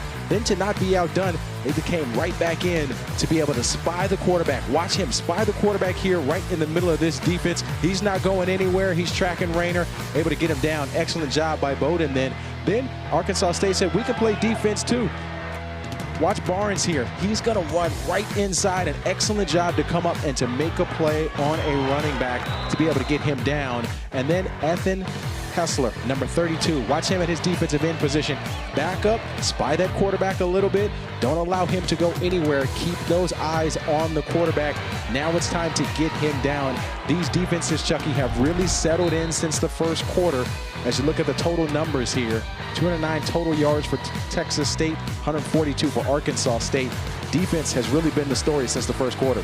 Second lowest first half scoring total of the season for Texas State, who had scored 19 or more in 3 of their first 4 games. Arizona State held them to 3 in their lone loss of the season. Butch Jones has to be pleased with the way his team responded after a slow start both defensively and offensively. And this is an opportunity still early in the season, certainly early in the Sun Belt Conference, for Arkansas State to get right, to get on a little bit of a run. And on the flip side, in the Sun Belt Conference opener for Texas State, a team that this conference is looking at as maybe one of the favorites right now. This could be a huge bump in the road for the Bobcats. Absolutely. But we've talked about the conference play. It's different than the non-conference play. Sometimes teams show up differently for conference play. I think Arkansas State would love some get back from that game a year ago as well. Short kick. Chauncey Cobb is going to be dragged backwards. They'll take over about the same as a touchback near the 25-yard line. Rayner and Jackson going head-to-head today, and not a lot happening through the air. A lot of what Jackson did was on that first drive, but with the legs, we talked early about Jalen Rayner using his legs. That's where he's been most effective. Yeah, so far today, 9 carries, 45 yards. Only 69 yards passing in the air. That's the area that here in the second half, I suspect they'll spend a little bit more time allowing Rayner to air it out. Rayner has accounted for 80% and climbing of their yards, lowers the shoulder, and he's all the way to the 39-yard line, a 14-yard gain for Rayner. We saw the run-pass option work for them. Khalil Alexander, number 2, the defensive end. That's the read for Rayner. He does a nice job of pulling that after Alexander bites. He's able to pick up the first down. This is going to be really tough for Texas State defensively if they can't figure out how to stop the run-pass option with the quarterback keeping the football. Handoff to Clay, tripped up by Kamari Terrell. 2-yard gain on first down. We have not seen Chauncey Cobb, number 16 for Arkansas State, get loose. He's got 2 catches for 30 yards. He's number 16 right here in the slot. Rayner looking that way. It's going to be Rucker, though. Give themselves an opportunity on 3rd and 4. We've seen them so far offensively for Arkansas State be very specific with where they're putting the guys who they want to get the football to. Last week they moved guys around in motion. Could be something they should get back to try to confuse this defense. Cobb and Summers on the near side of the field. Corey Rucker alone at the top of your screen. Looking this way toward Cobb, but the throw is wide of the mark, and it'll be 4th down. And that's unfortunate because they had Cobb, but Cobb fell down on the break. And we've seen a couple of guys offensively with that plant foot for some reason on this turf. Falling down, Lincoln Perry for Texas State. And that time Chauncey Cobb couldn't get his footing right. Brings up a 4th down. Bo Sparks deep to return from Jackson Waller.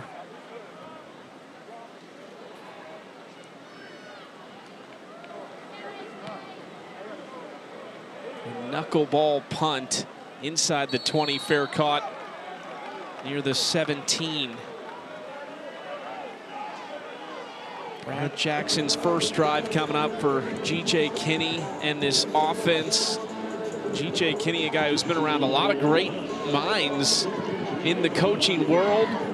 Talked about some of those that have influenced him over the years, going back to Mac Brown, who he started his college career under at Texas. Then Gus Malzahn said that's who really attracted him to Tulsa. All the crazy stuff they were doing offensively, but this list is pretty impressive. Yeah, especially with Chip Kelly on there, Tom Coughlin as well. Doug Peterson also in the pros in his time at Philadelphia. Quite the lineage of coaches to learn from for G.J. Kinney.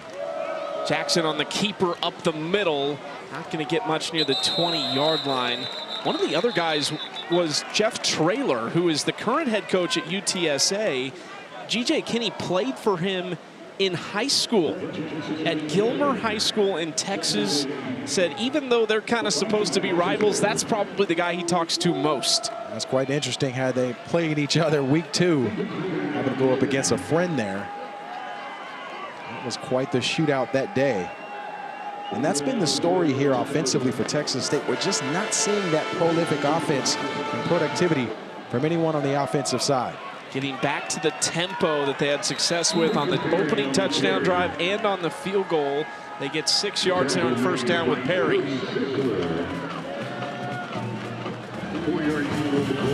going to have to make sure that they continue to keep this football on the ground with Perry and Burrell. That combo at running back, it has worked well for them in the first half. We'll see if they keep it on the ground. They're missing one of their other backs, Torrance Burgess, today. This is Perry finding a hole. And there's a late flag that comes out. Would have been a first down at the 40-yard line. We'll see what the flag is. These penalties for Texas State are continuing to pile up. If this is on them, we'll get the call. Holding. Offense, number 64. 10-yard penalty, previous spot. Second down. Dorian Straw there, the left tackle. Negates a big run from Perry. Officials timeout for an injury. It's their 6th penalty today. You know, at halftime, we asked Coach Kinney about Brad Jackson and his performance. He mentioned he's a young quarterback on the road. Some of that inexperience coming out. I think we're seeing that in total for this offense too, where they're hurting themselves with the penalties as well, just stalling drives offensively. Instead of first down, it's 2nd and 14, back inside their own 25-yard line. Dawn in motion, Jackson all the time in the world. Now flush, he's going to take off, and he's got plenty of space, and another flag is thrown after a big gain on that 2nd and 14. It's so painful offensively when this happens. It's the center, Brock Riker, number 51, who they will likely get for the hole in the middle of the offensive line. Offense, number 53. 10-yard penalty, replay the down. That is their 4th hold of the day, 7th penalty. Now watch Brock Riker here, 51, right in the middle of the screen, the center. As he tries to disengage when he takes off running, you see him grabbing cloth there, unnecessary.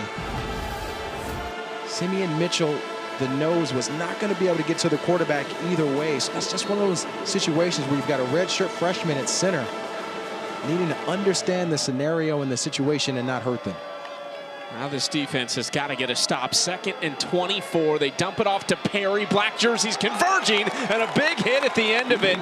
Kyle Taylor had him held up, and Chris Bodie finished. This linebacker play for Arkansas State has improved as this game has gone on. Kyle Taylor, number 20, he's got the back out of the backfield. Watch him come up and make a play in space on Lincoln Perry. Perry's a tough guy to get down. That's a big-time tackle and a big-time stop for Arkansas State. 3rd and 23. Burrell is the back. Jackson steps up, dumps off to Burrell. And not going to get nearly enough. Back to the 25-yard line on a drive where they moved the chains twice and had it called back for a penalty. Penalties continue to pile up for them. This has been the story. You hope that sometimes when you're on the road in an adverse environment and you're not playing well, that at halftime you can figure out how to reset things. So far, to start this half, Texas State offensively has not been able to figure out how to reset themselves to get back to what we saw on that opening drive. These are two teams that have both had their moments this year from a special team standpoint impacting the game. Blancas back to take the punt, makes one miss and gets hit hard at the 32-yard line. That's where Arkansas State and Jalen Rayner will take over, still in a tie ball game.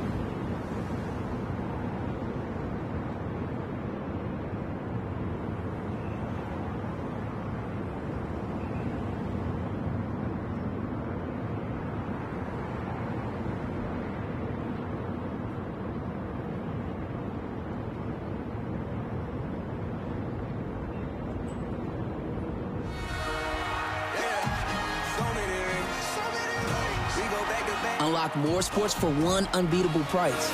Get unrivaled coverage all year long. Introducing the new ESPN Fox One Bundle. First and 10 at the 32-yard line. Arkansas State's Corey Rucker, over 3,300 career receiving yards. That's #1 among all active FBS players. Just 2 for 29 today. Can they get him involved on this drive? To mention, he had 1,000 yards last season as well, so he's coming off a 1,000-yard season. They need his productivity desperately in this game. Rucker on a double move, down the sideline, opening, drops it.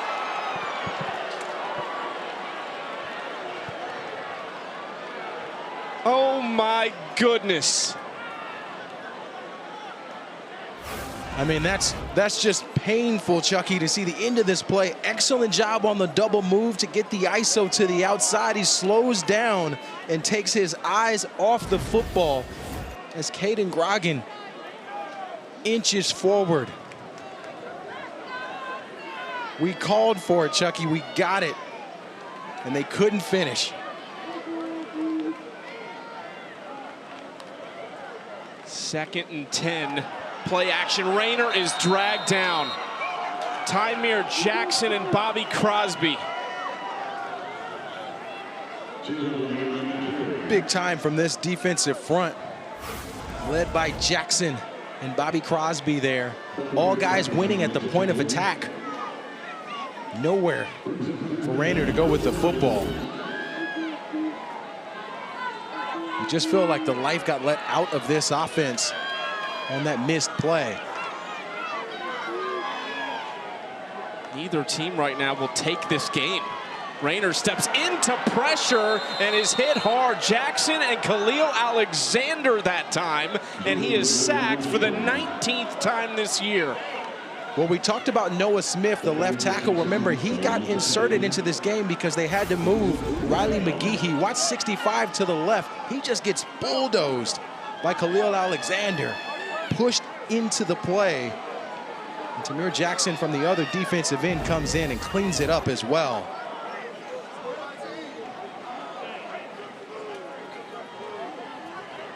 Waller on to punt on 4th and 19. Under 9 to play in the game. It's kind of off the side of his foot and almost hits his head coach, Butch Jones, on the sideline. These two teams are just daring each other to take the lead right now. Somebody take this game. Somebody take this game. The opportunities are there for both sides to be able to claim this game and to get out front, but nobody can do it. No one can execute that one final play. We saw Texas State do well, move the football, and then hurt themselves with penalties. Then the big missed opportunity on the other side for Arkansas State. This game is hanging in the balance for one or two players to step up and to make a difference. I like Lincoln Perry, but who's going to do it for Texas State? Lincoln Perry, the former Arkansas State running back, gets the handoff on 1st down. He gets just over 2 yards. Aaron Alexander makes the tackle.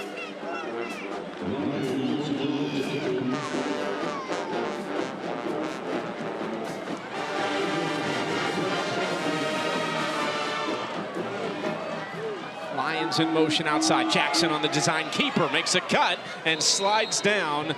They're actually going to mark him a yard short of the 1st down. This is a nice job offensively. Trying to get into a little bit of rhythm by playing fast for Texas State. Sometimes when you simplify this offense for young quarterbacks, they can get going. Handoff to Perry. He's got the 1st down. It seems like, Darius, the faster Texas State's gone, the more success they've had. And part of it is because you can't really think. You just have to react. That's what they're trying to subscribe to. Jackson on the keeper again. Space on the outside. He dropped the football. And got it back.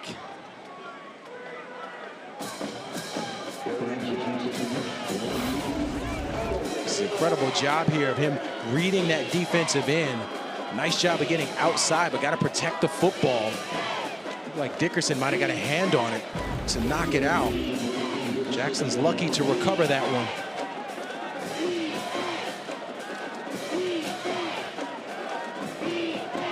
2nd and 2. Greg Burrell is the back. They throw it, maybe looked like it might have been setting up a trick play, but Bo Sparks is now reversing field, and he is a mile behind the line where he's thrown down by Cody Sigler. There is a flag on the field at the 41-yard line. Were they setting up a trick play? It looked like they were trying to there, but Chucky, Cody Sigler, 6'3", 300 pounds. The speed. Face mask. Defense, number 9. 15 yards, previous spot. Automatic. 1st down. Get Dickerson on the face mask from the corner spot. But wow. So impressive for Cody Sigler to run that play down. And you see Butch Jones is pretty upset. think he's exchanging dinner plans currently. I mean, hey, we went to Omar's yesterday. We saw some people order some steaks aggressively. Hey, it can happen. I want the ribeye. It was you, I think. It was me. It was delicious, by the way. 1st and 10 as these two teams just continue to push and shove kind of in the wrong direction. 1st and 10 at the 24. Jackson throwing quickly to Dawn, who is wrapped up at about the 19-yard line. Let's look at that face mask on the last play by Avante Dickerson. You'll see him, number 9.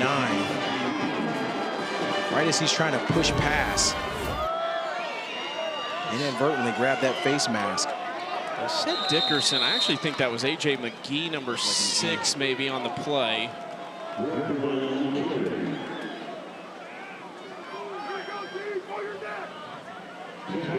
What has worked well in the red zone for Texas State is giving Brad Jackson an opportunity with his legs after spreading the defense out. Don't be surprised here if at some point in this series you get a QB draw or a run pass option to allow Brad Jackson to make a decision with his feet.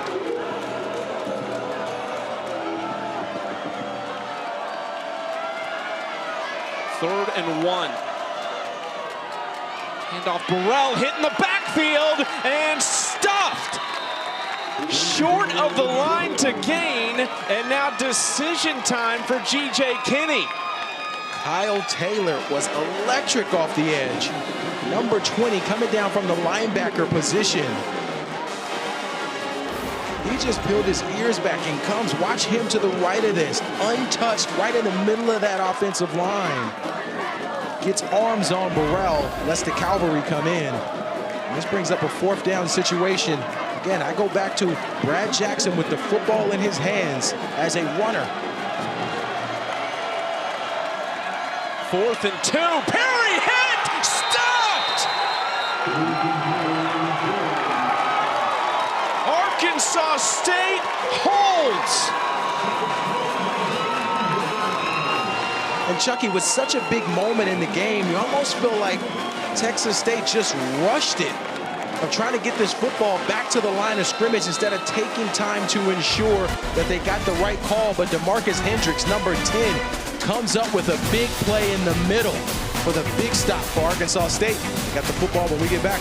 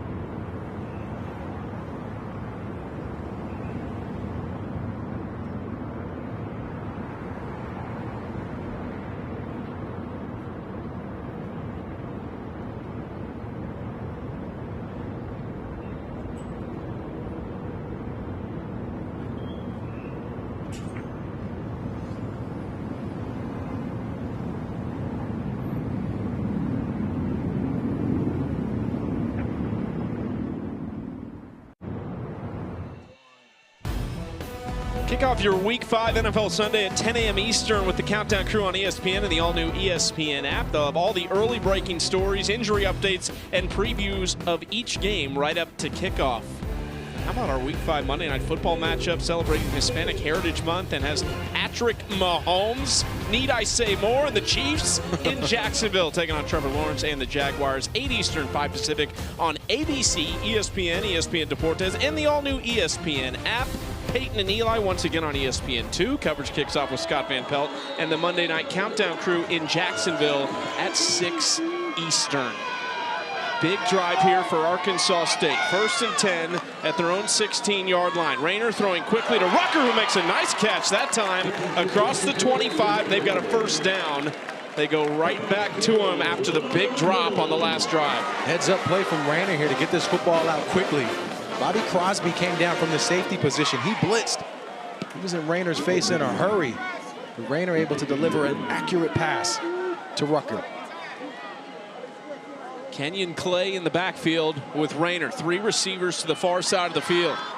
Rayner, design quarterback keeper, kind of sneaks through, and tell you what, that was an important tackle by the defensive lineman Khalil Alexander, because there was a lot of space for Rayner outside. It sure was. 2 defensive linemen had a chance to get Rayner down. Jordan Sanders as well, number 88. Just tough to bring this guy down. 6 foot 202 using that frame. Hard to stop at the quarterback position. 2nd and 5. Rayner gets it out quickly to Fortenberry. Fortenberry breaks the tackle. He's up to the 39, and their second first down on this drive. Excellent job from Fortenberry here. Just going to settle down. The safety that time, Malik Willis, number 20, just kind of dove out of the way. Big pickup for Fortenberry. Now Arkansas State playing with some tempo. A flag thrown in the backfield. They go to Fortenberry, who's pushed out. Is this a theme or what? Yeah, it really feels like both sides are just giving the game away to the other side. Number 78, 10-yard penalty, replay, first down. Riley McGehee there, the guilty party. No one wanting to step up and just command it. And you feel right now like the next score could be the one, which is shocking based on what we've expected coming into this game. Both sides just unable to help themselves with consistency, and it's just mental errors. These are things that should be fixed. Empty backfield for Rayner, and he's got plenty of time. Flag comes out again on a big play down the sideline to Hunter Summers. They're trying to go quickly, but there's a flag back at the line of scrimmage. Illegal formation, offense, number 10, more than 4 in the backfield, 5-yard penalty, replay the down. Jalen Benelli there, number 10. You see Butch Jones. Again, he is not very happy. And he's not ordering steak from Omar's. But right now, this has really been the story, I think, for both sides offensively. Couple of good plays, hurt yourself. Couple of good plays, hurt yourself again. 1st and 25. How many big plays for both teams have we seen eliminated by penalty, specifically in this second half? Rayner throwing, gets Cobb. They get about 5 yards back. Then they get 2nd and 20. This is one of the things for Arkansas State. I want to see them try to feature Chauncey Cobb a bit more. We've seen them move him around, pitch him the football, run reverses with number 16. He is dynamic with the football in his hands, and in a game like this, you have to lean on the guys that you've leaned on in the past to set yourself up. They got to figure out how to get the football to 16. Rayner looking back this direction, now trying to escape, and ends up jumping into pressure. Javis Minot, one of them in on the stop. It was 4 different guys from the defensive line that were all in there on Rayner, including Tamir Jackson. Nowhere to go with the football. This offensive line for Arkansas State continues to struggle with just protecting their quarterback. They may have a new center in Gabe Forston, number 77. He's number 3 or 4 on the depth chart. Short throw out to Clay. Trying to get downfield, but he's going to be stopped just a tick shy of the 30-yard line after what looked like a promising start to the drive. Penalties kill another one in this second half. Bo Sparks, the dangerous return man from El Paso, Texas, deep to return this from Jackson Waller.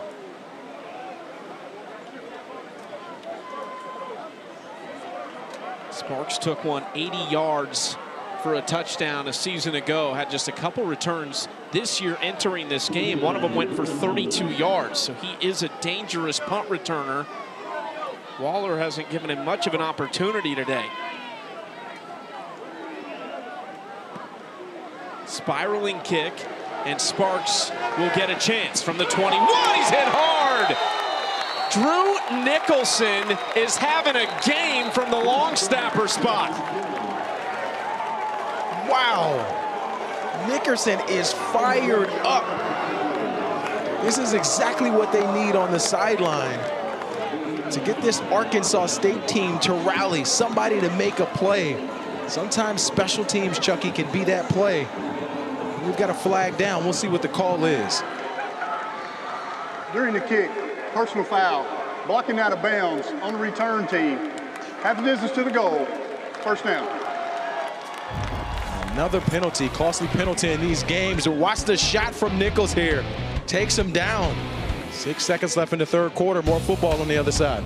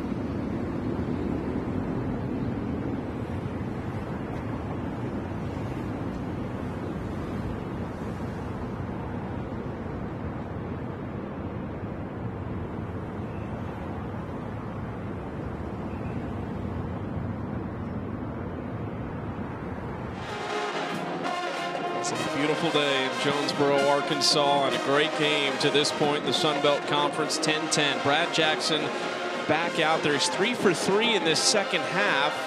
16 passing yards, 18 rushing yards. They've had some big plays, Darius, but they've been called back because of penalties.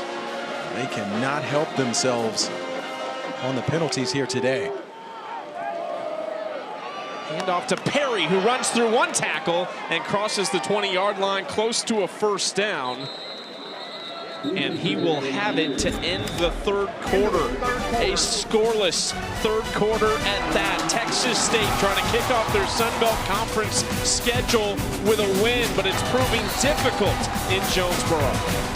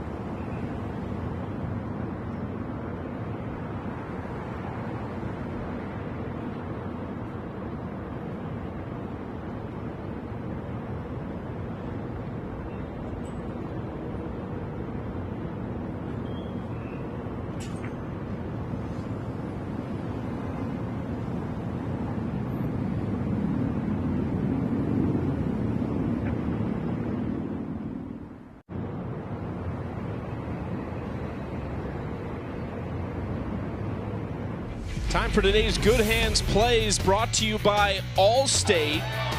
A couple hours ago, Darius, we had touchdowns. Brad Jackson first. This seems like ages ago in terms of this football game, but that was the first series.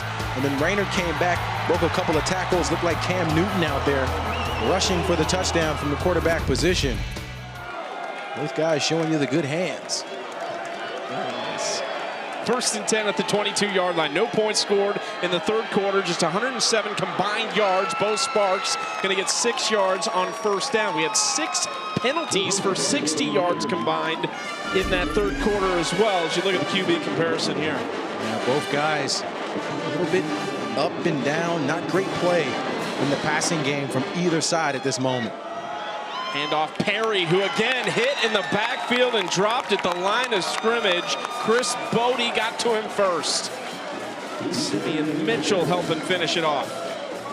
95 and 17, both making a big play on Perry there. Down situation. We have yet to see them target Chris Dawn. He's number 1. Maybe right up here at the top of the screen there. On the outside. Empty backfield for Jackson on 3rd down. Throwing, caught by Dawn right on cue. And a big play down the sideline. Dawn broke away and gets across midfield to move the chains in a big way. Yeah, that's a big time play from Dawn, but watch the throw here. Able to get that football down, and then it's just yak yards after contact, making a guy miss. Who wants it more? That's really the question right now for both of these teams, is who wants it more? Can Dawn Jr. be a spark for Texas State? Jackson on the keeper, gets outside and slides down just shy of the 40-yard line, getting 7 yards on 1st down. That's part of what this offense is, Darius, though. Not a lot of big-bodied receivers. These are speed guys that can run, that can really run. Absolutely, and they got a quarterback who's being decisive on this series as well.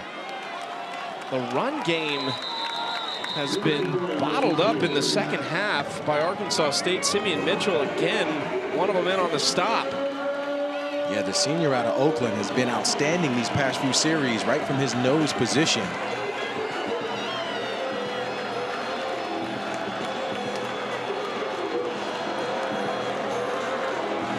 This is another moment for Brad Jackson. Potential QB draw set up here. Jackson hands off Burrell as a 1st down. He lunges forward to the 36-yard line. Now we'll see. We'll earmark this play to see if they come back to this, because Bo Sparks, number 11, is in the backfield with Jackson and Burrell. You see them fake the pitch there after giving the football off. Sometimes that can be a telltale of what they may try later if they get the opportunity. Jackson was looking to the outside, but he dumps it off to Burrell, who breaks a tackle. Burrell inside the 15, and he's finally tackled down at the 13-yard line. There's an injured player down. It's Simeon Mitchell. They talked about how Burrell can break tackles in between the tackles. Watch A.G. McGee here, number 6. He's the guy who gets there first, just doesn't bring his pads.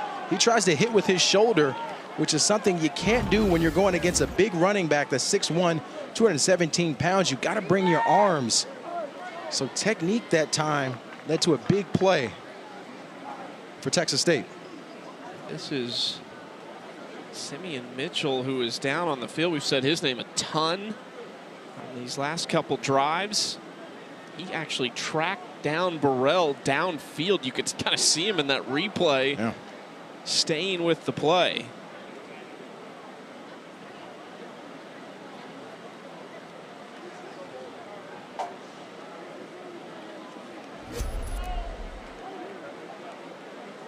Senior from Oakland, California, transferred in from McNeese State. Just 1 year there. 3.5 tackles for loss last year. Spent a year at the College of San Francisco and 1 year at Contra Costa Junior College.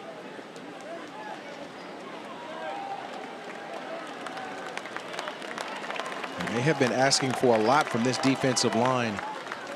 In addition to Mitchell, Chris Body, Cody Singler, they all have been making a lot of plays on the interior defensive line for Arkansas State. Hopefully Mitchell's able to go. Hart probably a little bit exhausted. Yeah. He's fired up, man, trying to get these guys going to get a stop on 1st and 10 at the 13-yard line for Texas State.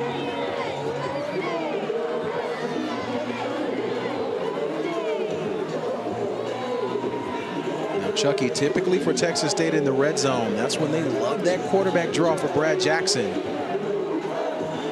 They scored on it that first series.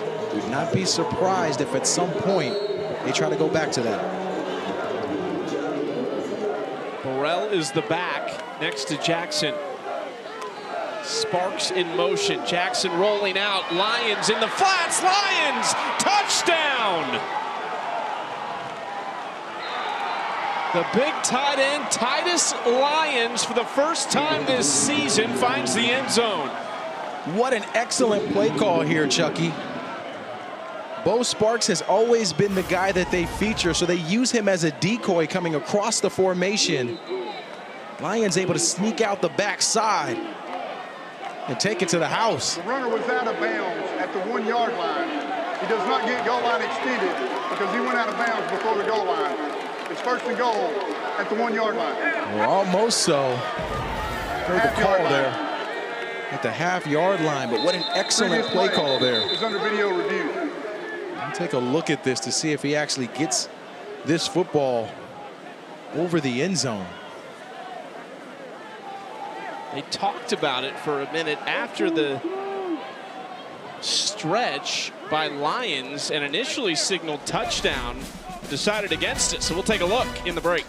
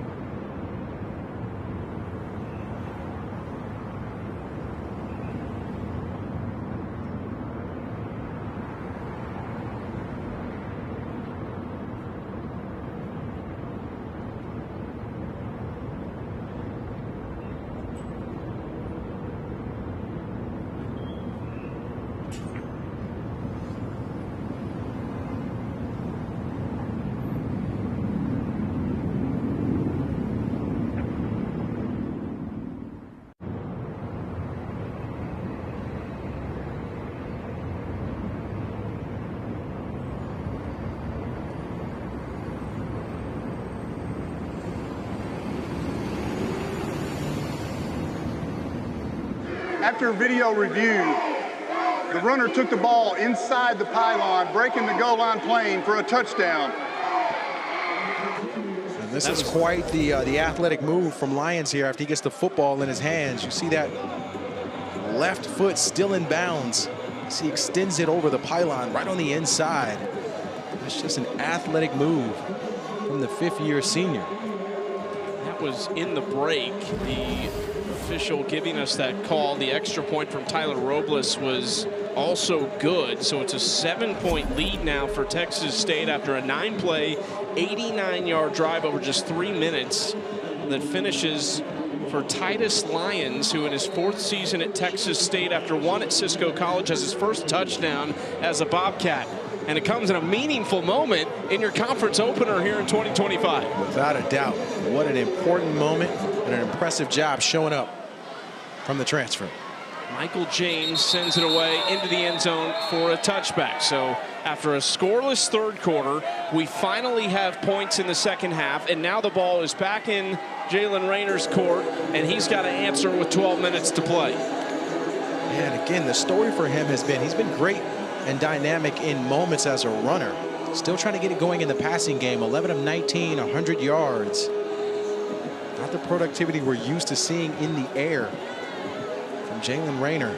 But now it's an important time to bring his team closer in this football game.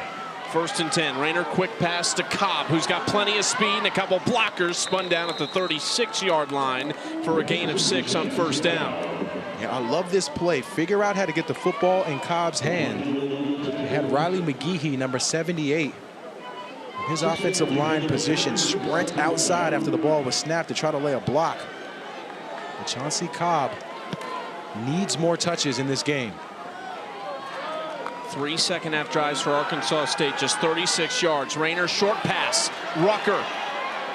And he ends up going a little bit in the wrong direction. And they're actually going to mark him back at the line of scrimmage. It's unfortunate. He was looking for a block from Chauncey Cobb on the outside as he was coming across the formation. Brings up a 3rd down situation here. Again, offensively, Arkansas State has had a lot of success keeping the ball in Rayner's hand, giving him the opportunity as a runner in these important moments. We'll see if they dial number 1's number again here. 3rd and 4, Rayner. Pressure coming, picked up toward Rucker on the outside, and they've got a 1st down. Big connection with Corey Rucker. Yeah, great throw here. Rucker's working against Terrell, number 4. You see him on this ISO here. Nice job planting that foot and getting outside. Terrell had no chance in that, given the placement there. Rucker showing you the shifty speed on the outside to pick up the 1st down. 5 catches, 48 yards for Rucker. Again, quickly to Cobb, and Rucker couldn't pick up the block. It's Javis Minot coming up, the Knoxville, Tennessee native. And that's the thing in these situations. After a guy catches a pass, asking him to block, he's just a little winded here. We're late in the game. You could even see in the motion that Rucker was just a little gassed. Again, as an offensive coordinator calling signals here, sometimes you just try to slow it down to give your guys a chance to catch their breath late in the game. It was actually Craig Royal Jr. making the stop, the corner from Houston. Handoff up the middle will go for about 2 yards to Kenyon Clay, and it's going to be a 3rd and long situation.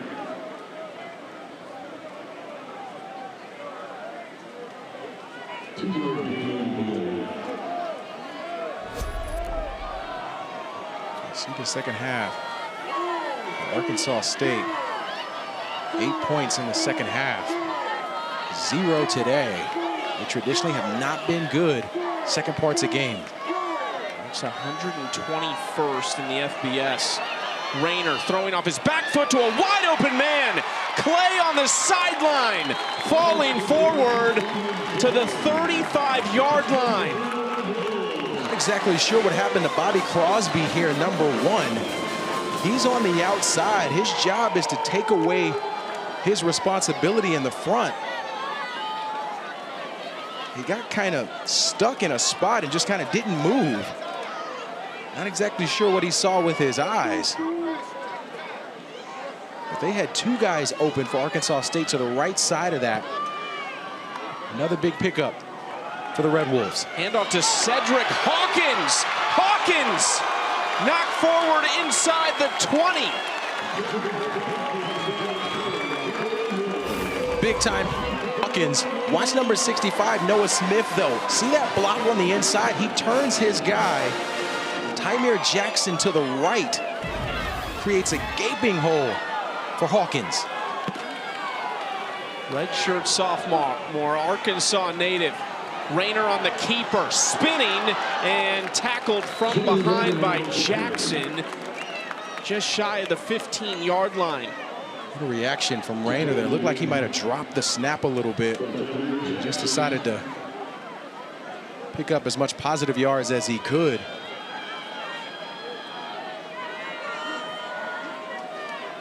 Chucky, they got Hunter Summers here on the outside. You're in this red zone. He's going to be one-on-one on the outside. I like to give your big wide receiver a chance to make a play. 6'3", a little reverse play for Rucker. Has blockers on the outside, and Rucker close to the 11-yard line. Fortenberry was leading the way, one of the tight ends blocking, but what a play from the safety, Javis Minot, number 10. Watch him come in. He's going to take on a blocker, take on 2 blockers, and then get outside. And he's the first one to get the contact on Rucker. Big time play from the safety there. Third and 2. Handoff up the middle, broken tackle. And down to the 5-yard line goes Kenyon Clay, dragged down by Minot, and that sets up 1st and goal. As an edge rusher in this defense for Texas State, you got to get the guy down when you have a chance. Kennard Snyder, number 12, the defensive end, was the first guy there, had hands on him, couldn't get him down. So crucial in this game, the textbook stuff, the technique. Rayner rolling, throwing, corner of the end zone. No signal, touchdown. Hunter Summers hauling it in, his second touchdown of the season. Oh, Chucky, you're going to like this. He's working against Bobby Crosby here. What a catch. Does he get that right foot down? You see him dragging it there. That looked like that might stand. They'll certainly take a look. But on the front end of this play, he runs up and settles down as if he's going to block. He put the okey doke on the safety to get himself open in the corner of the end zone. Funny how this sport works. No points in the third quarter, no touchdowns since the first quarter, and on back-to-back drives, Texas State goes down and takes the lead, and now Arkansas State has a chance to tie it at 17.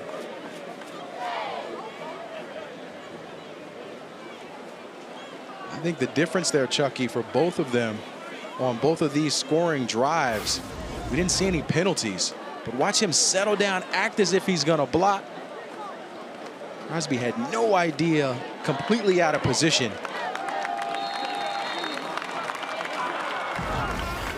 Good acting job there. Kid's he's got a bright future in football and TV stuff. If you're the hookups. Van Andel on for the extra point. It is up and it is good. We are tied at 17 in Jonesboro. 6:40 to play in the game.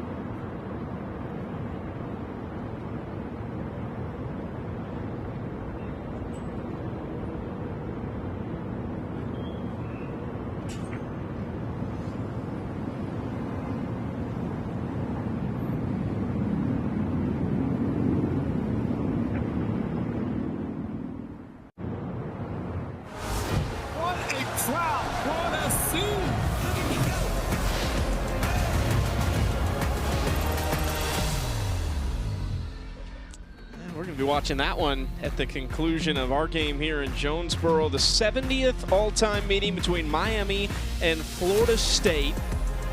Miami leads the all-time series 36-33. That is a true rivalry right there. Back and forth, the 27th ranked matchup, fifth most since 1936. We showed you earlier Miami's chances with a win to make the college football playoff almost 80%. We've got a fantastic game here in Jonesboro, and for different reasons, big meaning for both teams. Arkansas State is trying to right the ship after a 1-4 start to the season. They've been close in numerous games. G.J. Kinney and Texas State have aspirations of a Sun Belt Conference championship in their final year before moving to the Pac-12. They are getting all they want and more on the road, but they're going to have an opportunity with under 7 minutes to get the football back.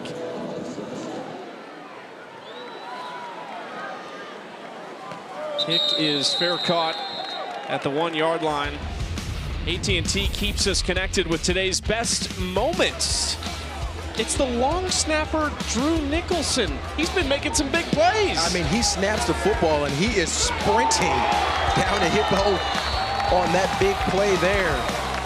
He has been outstanding, to say the least, from his position, making big plays. He's fired up on the sideline. We've seen him make a difference in the energy on the sideline with how excited he is.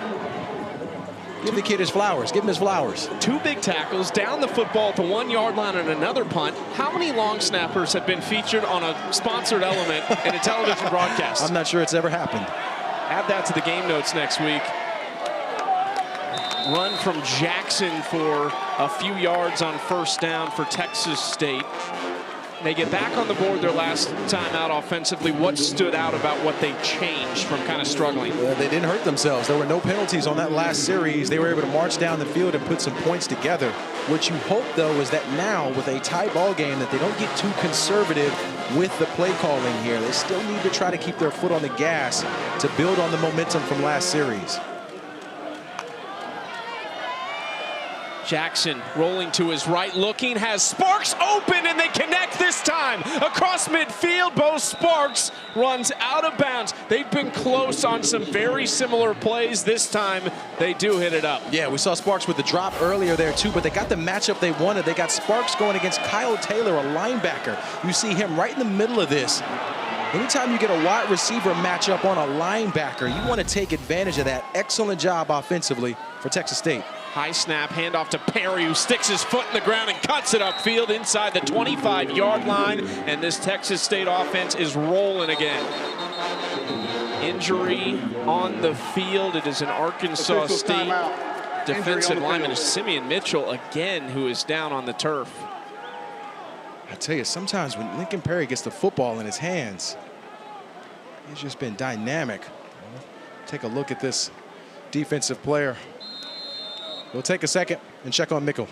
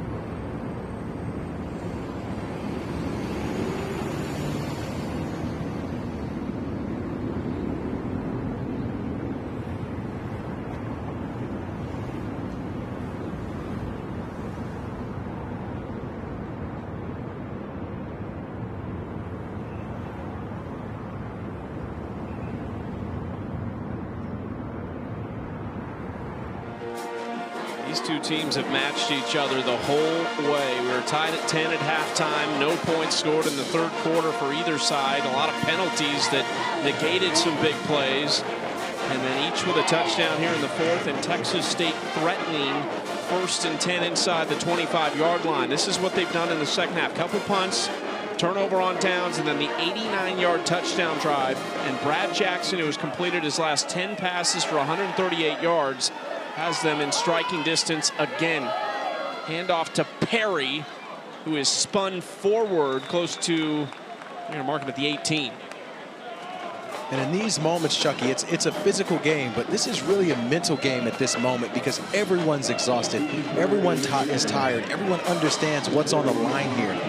One guy has to make a play for either side to give themselves a chance. I think Lincoln Perry, specifically with how we've seen him run here today when he has his opportunities, I think he's the guy for Texas State.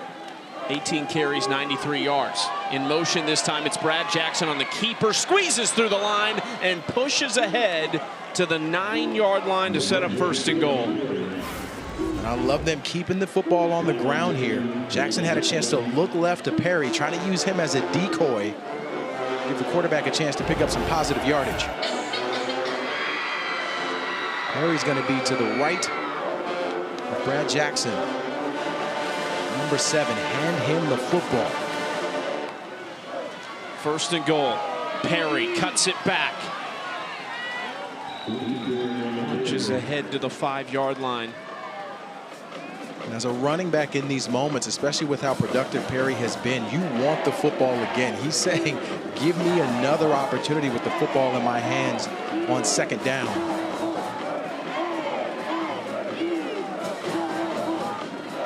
Rushing touchdowns on the season for Lincoln Perry, redshirt senior from Germantown, Tennessee. Bounces it outside. Perry into the end zone, touchdown.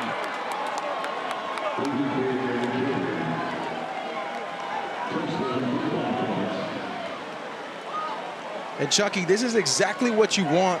If you're G.J. Kinney, you want the ball in your star's hands. 2 opportunities for Lincoln Perry here in the red zone with the football in his hands. Just tell him to go make a play. It doesn't matter what's called. Again, everyone's exhausted. We're towards the end of this game. Everyone's tired. Just give him a chance to make a play on his own. He did so in that moment. Robles completes the extra point to make it 24-17. with 3:45 to play. And this is just a guy making a play out of nothing. He gets this football. This football is supposed to go to the right side, Chuck. He's supposed to go to the right side. You see the pulling guard there. Get to the right. He takes this back to the left because he felt the pressure on the inside. Immediately cuts outside. Just a running back making a play. It kind of excited me a little bit there, Chucky. My eligibility is passed, but running back making plays like that, juice is going. I mentioned Lincoln Perry started at Arkansas State, had a great first year at Texas State in 2022, 770 yards, led them that year, missed all of 23 due to injury, came back last year, their 2nd leading rusher behind Ishmael Mahdi, who is now at Arizona. This year, the backfield, although they've got depth there, Lincoln Perry is the workhorse. 20 carries for 102 yards today in the touchdown. Now, dare I say, it looks a little Cam Scatterbo, just a little bit, in how aggressive he is with the football in his hands as a runner. Much respect.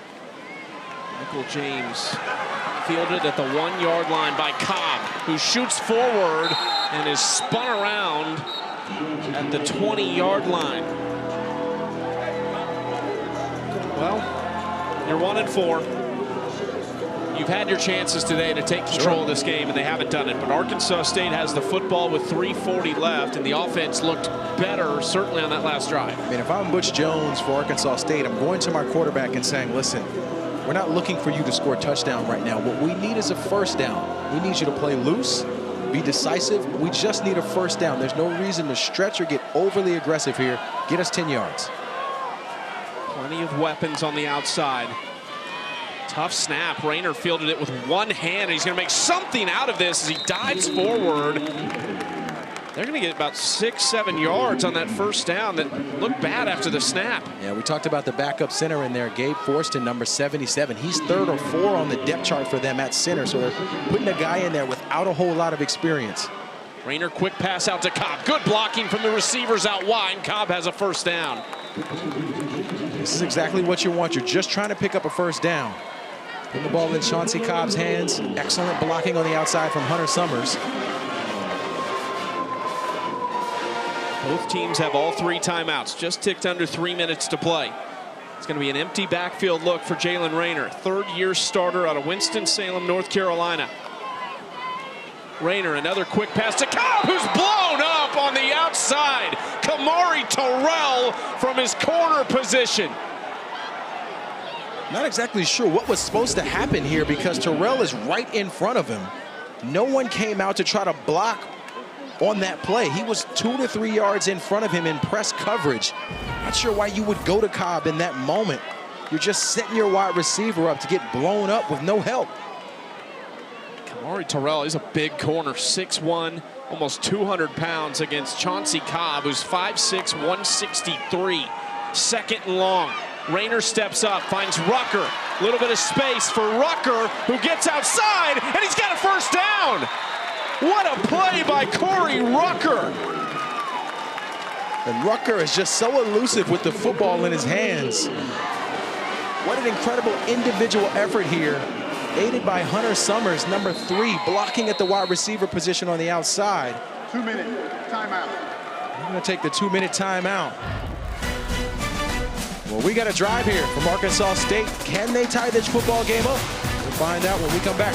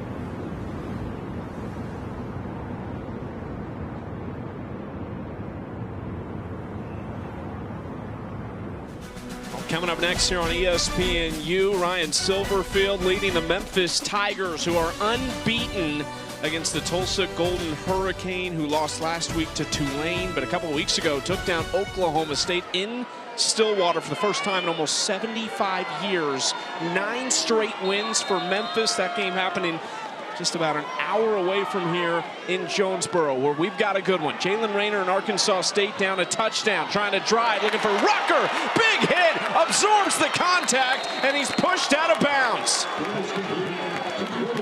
Wow. The strength of Rutger here to know that you're going to take this shot from Crosby. He knows he's going to get hit lights out. He just steps in, grabs the football, protects it, and takes the shot. That is a tough man. Ever since the big drop from Corey Rucker down the sideline, he has been excellent for Arkansas State. 1st and 10 at the 45. Rayner looking downfield. Rayner, a lot of space to run across the 35 and slides down just shy of the 30-yard line. Heads up play from Rayner here. Hunter Summers and Neymar are both going deep routes on the outside. That leaves so much space for Rayner. No need to force it. Just pick up what you can. Slide and get the first down. Rayner throwing downfield. Cobb, there was contact, and there's a flag on the field. There was a late tug of the jersey in the Texas State secondary to try to keep the speedster Chauncey Cobb in check. That looked like Pass interference. Atwood. Defense. Number 7. Automatic. First down. We're going to get Nolan here. Nolan or Atwood, both guys were in the area trying to prevent Chauncey Cobb from being able to get to that football. An excellent job from the quarterback of just throwing that up, giving his speedster the opportunity to get underneath it. As you see the first half, second half numbers here, the passing game specifically really changed for them here in the second half. Rayner's ran for 77 and the touchdown that opened the scoring for the Red Wolves. Rayner throwing, stepping up, makes a man miss. Rayner to the outside, across the 10, and he's pushed out at the 5-yard line, and he's driven into the ground out of bounds. The crowd and the sideline for Arkansas State looking for a flag. I'm surprised one wasn't thrown there. He took a shot at the end of that play. Watch Ryan Nolan here. He blitzes from his safety position. When he misses, that means there's nothing on the outside. I mean, there was a tug of the jersey, a throwdown, a wrestling move.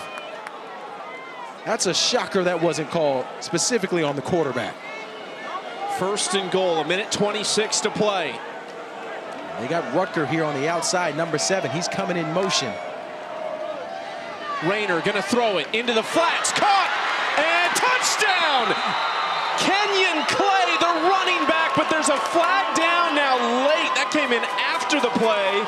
There was one before that as well. What's the call gonna be? And let's see what they call here, Chucky. Michael Bowden, number 3. He was trying to track across the field to slow down Clay, but he got lit up at the end of that play. I wonder if that's the call. Result of the play is a touchdown. Defensive holding. Number 10 defense. That penalty is declined. After the score, personal foul, unnecessary roughness, offense. That penalty will be assessed on the kickoff. Now the interesting question is, do you go here? It doesn't look like they are. I think if it's me, with how this game has gone, you do. But watch the end of this play. Number 3 gets lit up. I think this is the unnecessary roughness there, is the hit from Fortenberry at the end of that play. He kind of did get pushed into him. And I think he lowered the shoulder at the end of it, but yeah. I don't think his intention originally was that hit. I mean, it looked bad from up here. It did look bad. Got lit up. It did look bad live. Replay, I thought he got pushed, but he did end up lowering the shoulder. Clune Van Andel on for the extra point. You said go for it. Arkansas State going to give their defense a chance to make a stop and potentially send this to overtime. The extra point is good, and we're tied at 24. Look, it's a smart call. You take the points where you can get them. It's just with the way this game has gone, if I'm Arkansas State, just what do you have to lose? And in a game like this, you just want to give yourself an opportunity to just be as aggressive as possible. But I do understand the call to take the points and see if your defense can step up, even though they haven't the past 2 series. These two teams have traded punches in this 4th quarter that has seen more scoring than any other quarter in the game so far. Jalen Rayner in this offense responding. Rayner did it with his legs. Corey Rucker made some big plays on that drive, and Rayner up to 177 passing yards, 88 rushing yards, 15 straight completions for Jalen Rayner. And the story of the second half for him in terms of productivity in the passing game. But I go back to what we saw a lot in the first half and into that 3rd quarter was we saw a lot of penalties. Both teams offensively would make a good play or 2 on offense and then have a penalty to hurt themselves. They have negated that here in this 4th quarter, which is why we've had cleaner football and momentum on both sides because they're not hurting themselves. That personal foul penalty is assessed on the kickoff. Texas State has 3 timeouts and 1:20 left in this game. Plenty of time, especially considering you're going to get the football in much better field position potentially with this return. Without a doubt, they got a running quarterback. They also got a dynamic running back in Lincoln Perry.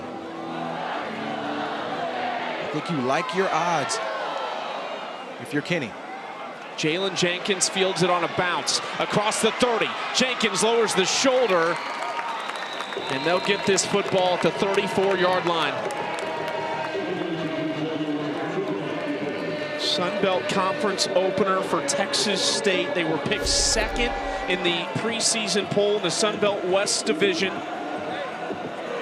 And an opportunity here for Brad Jackson and an offense that you would certainly believe has plenty of potential. If you said G.J. Kenny, you're going to get a chance to win it with 1:20, probably take that every game this season. Without a doubt. Now, if I'm Arkansas State, I am trying to spy number 11, find number 11, Bo Sparks, for Texas State. Not allow him to get behind this defense in any type of way. They got to take away number 11. Jackson, design quarterback draw, up the middle. Here goes Jackson across the 20 and ran down inside the 5-yard line by Trenton Allen-Yao. How about that call from G.J. Kenny and Landon Keppel? Jeez Louise, look at the speed of Jackson here. Just an incredible aggressive call. They know that Jackson has been running the football so well here today to give him an opportunity in that moment. But look how quickly he tucks and runs, gets right behind the center to get up lightning fast to the 2nd level. That entire secondary was out on routes trying to stop Bo Stevens. Incredible job from the quarterback with a big pickup.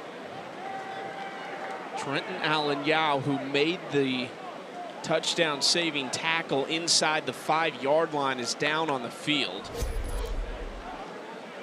And that's just a guy giving himself up for the play. I mean, just an incredible individual effort from Yao to catch up with Jackson and to get him down. That's laying it all on the field in that moment. Tough part about that play is there part of you that lets that touchdown happen? You're going to get the ball 1st and goal inside the 5-yard. You've got 3 timeouts. You can stop the clock, but you're potentially giving it up to your offense with under a minute to go, having to drive the length of the field. Yeah, it's just hard to tell a defender to, for sure, absolutely, to make that call in that moment. But it's an interesting point with the next play, because if you're Arkansas State, do you just allow them to get into the end zone to give yourselves a chance? But also, too, for Texas State here, do they want to run the clock down some? To take a knee, run the football, and just get yourself down. At least try to get Arkansas State to use up some of those timeouts. You'd love to hear that conversation there. You kind of saw Brad Jackson and G.J. Kenny going back and forth on the sideline. Jackson now up to 131 rushing yards, a couple touchdowns he's been responsible for, over 200 in the air. This is a redshirt freshman. And what a growth moment for him. I mean, we've talked about the ebbs and flows of his performance here today. Was a little rattled and confused in that second quarter and third quarter, but has found his footing here in the second half. Timeout. Arkansas State, first charge of the half. 30 seconds in length. First charge timeout of the half. Arkansas State. Wow. Timeout. Arkansas State. It's just, that's a 30 seconds in length. First charge of the half. I'm not sure if it was a personnel issue. Maybe they didn't have the right guys on the field, and there was some confusion. But that's a tough place to use a timeout given what's left in this game. Thank you.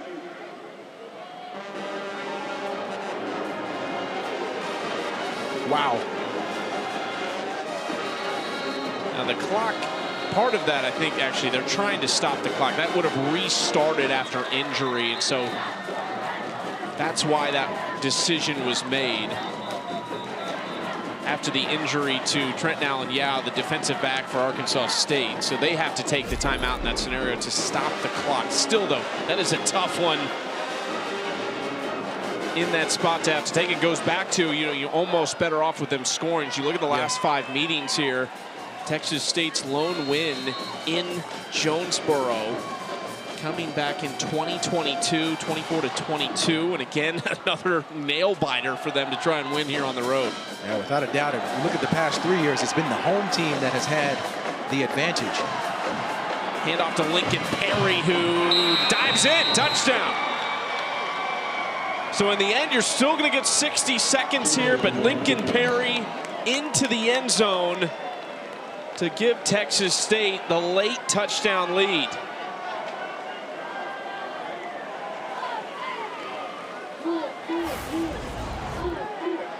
This is a play where Arkansas State just kind of gets out of the way. They're not really trying to stop Perry from scoring here, which I think is the right call defensively for the Red Wolves.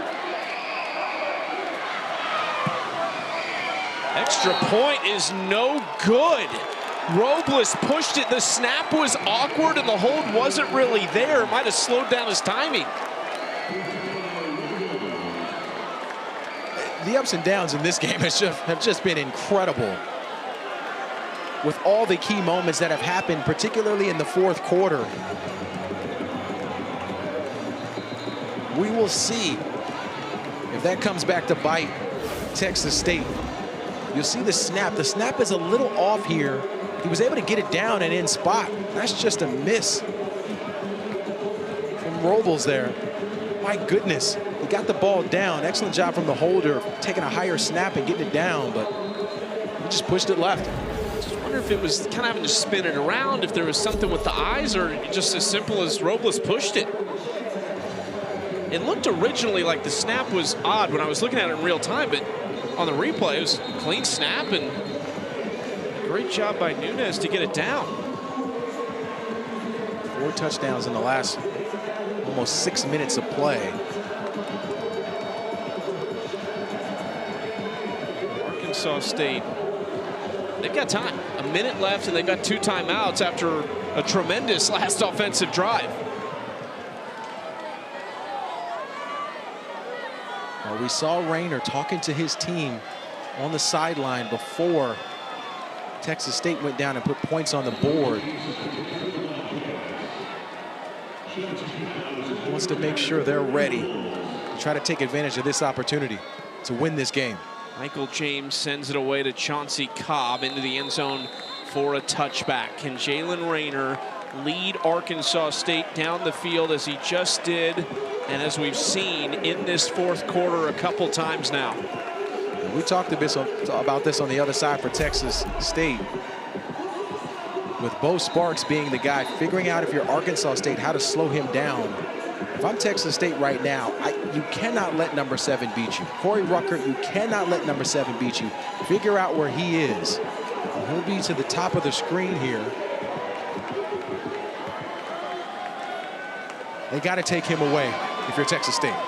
Rayner, time in the pocket, throws it short over the middle to Summers, who gets 9 yards on first down. They hustle to the line here. You do have the added benefit on first downs of the clock stopping momentarily for the ball to get spotted too. Rayner, all day in the pocket. There's Rucker across the logo at midfield, and Rucker is inside the 40 on just 2 plays. This is the point here, Chuck. You've got to be able to stop these guys and put 2 bodies on number 7. The safety's got to come down and bracket him. To the line quickly. Short pass to Kenyon Clay. Dives forward to the 30-yard line. That'll move the chains again. So the clock stopped at 29 seconds while they reset the football. 1st and 10, still 2 timeouts. Rayner, the seam route to the 16-yard line. That pass completed. That's Jabari Bush, one of the tight ends. Not sure what happened to Michael Bowden there, number 3. He just got caught up in the middle of that defense. Still no timeout. Throwing inside the 10-yard line. Clay lowers the shoulder. They're down to the 4, and here is the first timeout with 10 seconds to play.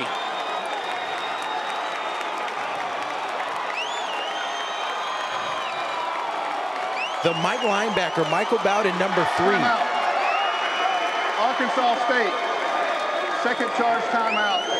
His job is to take the running back. The past 2 plays, we've seen number 3 defensively for Texas State blitz. His job is the running back.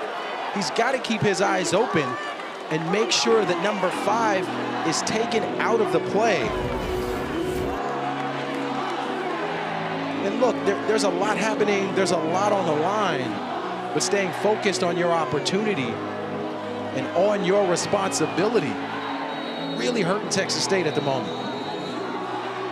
6-point game. Remember the extra point missed just moments ago by Tyler Robles.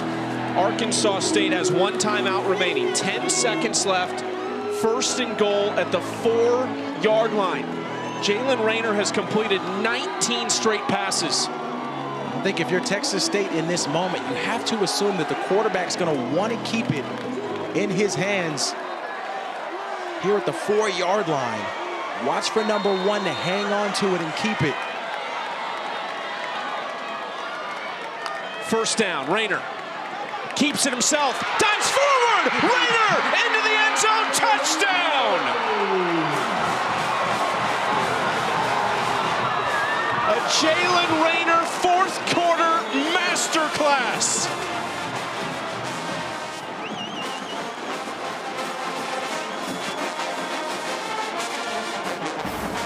It just makes all the sense in the world for Arkansas State to leave it in their star quarterback's hands.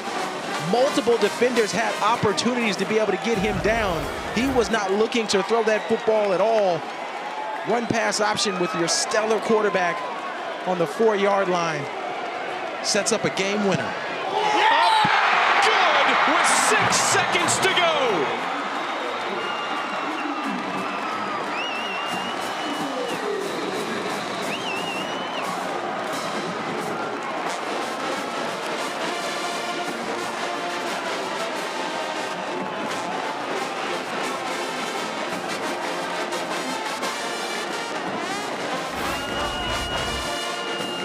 An incredible job For 7 seconds, please. 0-7.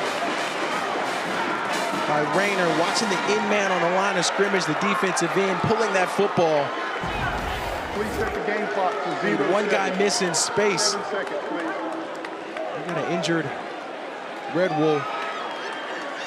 It's the starting right guard, Will Saxton, who is down on the field. But they're taking a look at and getting to his feet. Darius, they're 1-4 coming into this. They've had so many ifs and buts this season. They talked about it with us yesterday. It's the consistency. They haven't done it for 60 minutes. I'm not sure they would say they did it today, but they've made bigger plays today when they've needed to. And they just kept at it. They stayed in the game. You know, when we spoke to Butch Jones at halftime, he talked about them staying on schedule offensively and praising his offense for that. They did a ton of that here in the second half. That's just staying on schedule.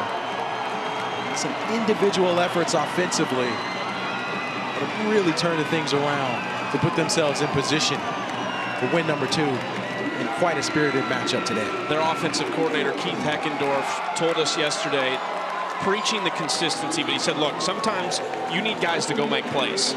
Corey Rucker has made plays today. Jalen Rayner has made big plays in this 4th quarter, and they are 7 seconds away from an upset victory over Texas State. Clayton Amaya tees it up.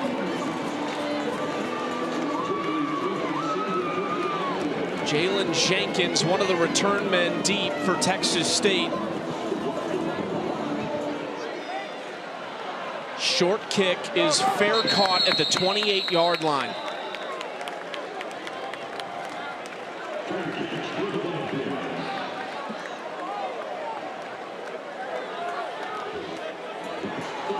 Jackson and company went down and scored too quickly, and then it was the missed extra point by Tyler Robles. You feel for him. Yeah, you really do in this moment, particularly with how this game has gone. Texas State definitely put themselves in position to win this. A costly error in the kicking game could be the difference here today.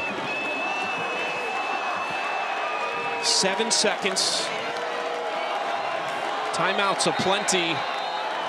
Too many to use for Texas State. Arkansas State didn't like the look of something, so they'll take a timeout. Final timeout. 30 seconds and wait. What a win this would be, too, just for Butch Jones and the injuries that they've dealt with this year. They lose almost their entire starting offensive line from a year ago. They lose their top 11 tacklers from their defense. When you get back in camp in the spring, you're looking around like, where did everybody go? Yeah, I mean, they lost their top running back from a year ago, also their top wide receiver from a year ago. So a completely rebuilt team this year for Texas State. But we talked about it in the open here, Chucky, where when you talk about conference play, the whole road is open for them. They did not do well in their non-conference play this season, but their conference play is just getting started here. Sets them up to be able to put themselves in position as far as conference play goes to get things back on track. What a treat it would be for the folks in Jonesboro to get a win of this nature over Texas State. Still 7 seconds to see this out. Jackson throwing short, quick flip to Sparks, who drops it. And now near the sideline, and this is going to be it. Jackson throws back across the field. It's caught. He's got a platoon of blockers down the sideline. This is Perry. Tripped up, fumbles it, and the ball game is over. Arkansas State with the upset of Texas State. The runner was down by contact. Game is over.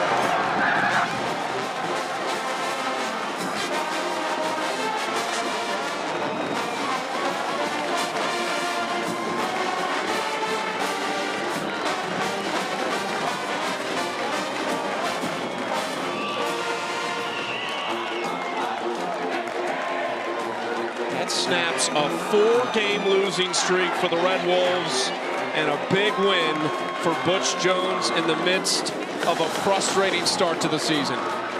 Well, we talked about it. The home team over the past 3 years has had the advantage. So Arkansas State again comes out of nowhere in this football game. Now, truthfully, when you watch Arkansas State play, we saw it here some today, where there are spots where they look terrific. Offensively, defensively, the question was can they put it together for a total game? They did just enough to be able to win in this one, particularly with the spirited performance from their quarterback. Jalen Rayner rushed for 40 yards and a touchdown, threw for 141 and 2 touchdowns in the fourth quarter. And they saw their opportunity after the missed extra point and marched down the field in less than a minute to score the winning touchdown. What a game in Jonesboro. Jalen Rayner, the star of the day in what was a bizarre game until a scoring explosion in the fourth quarter. But it's the Red Wolves protecting Jonesboro and knocking off Texas State today. We send you to Memphis next. The Tigers taking on Tulsa. For Darius Walker, John Colano, and Logan McDonald, I'm Chucky Kemp. See you next time.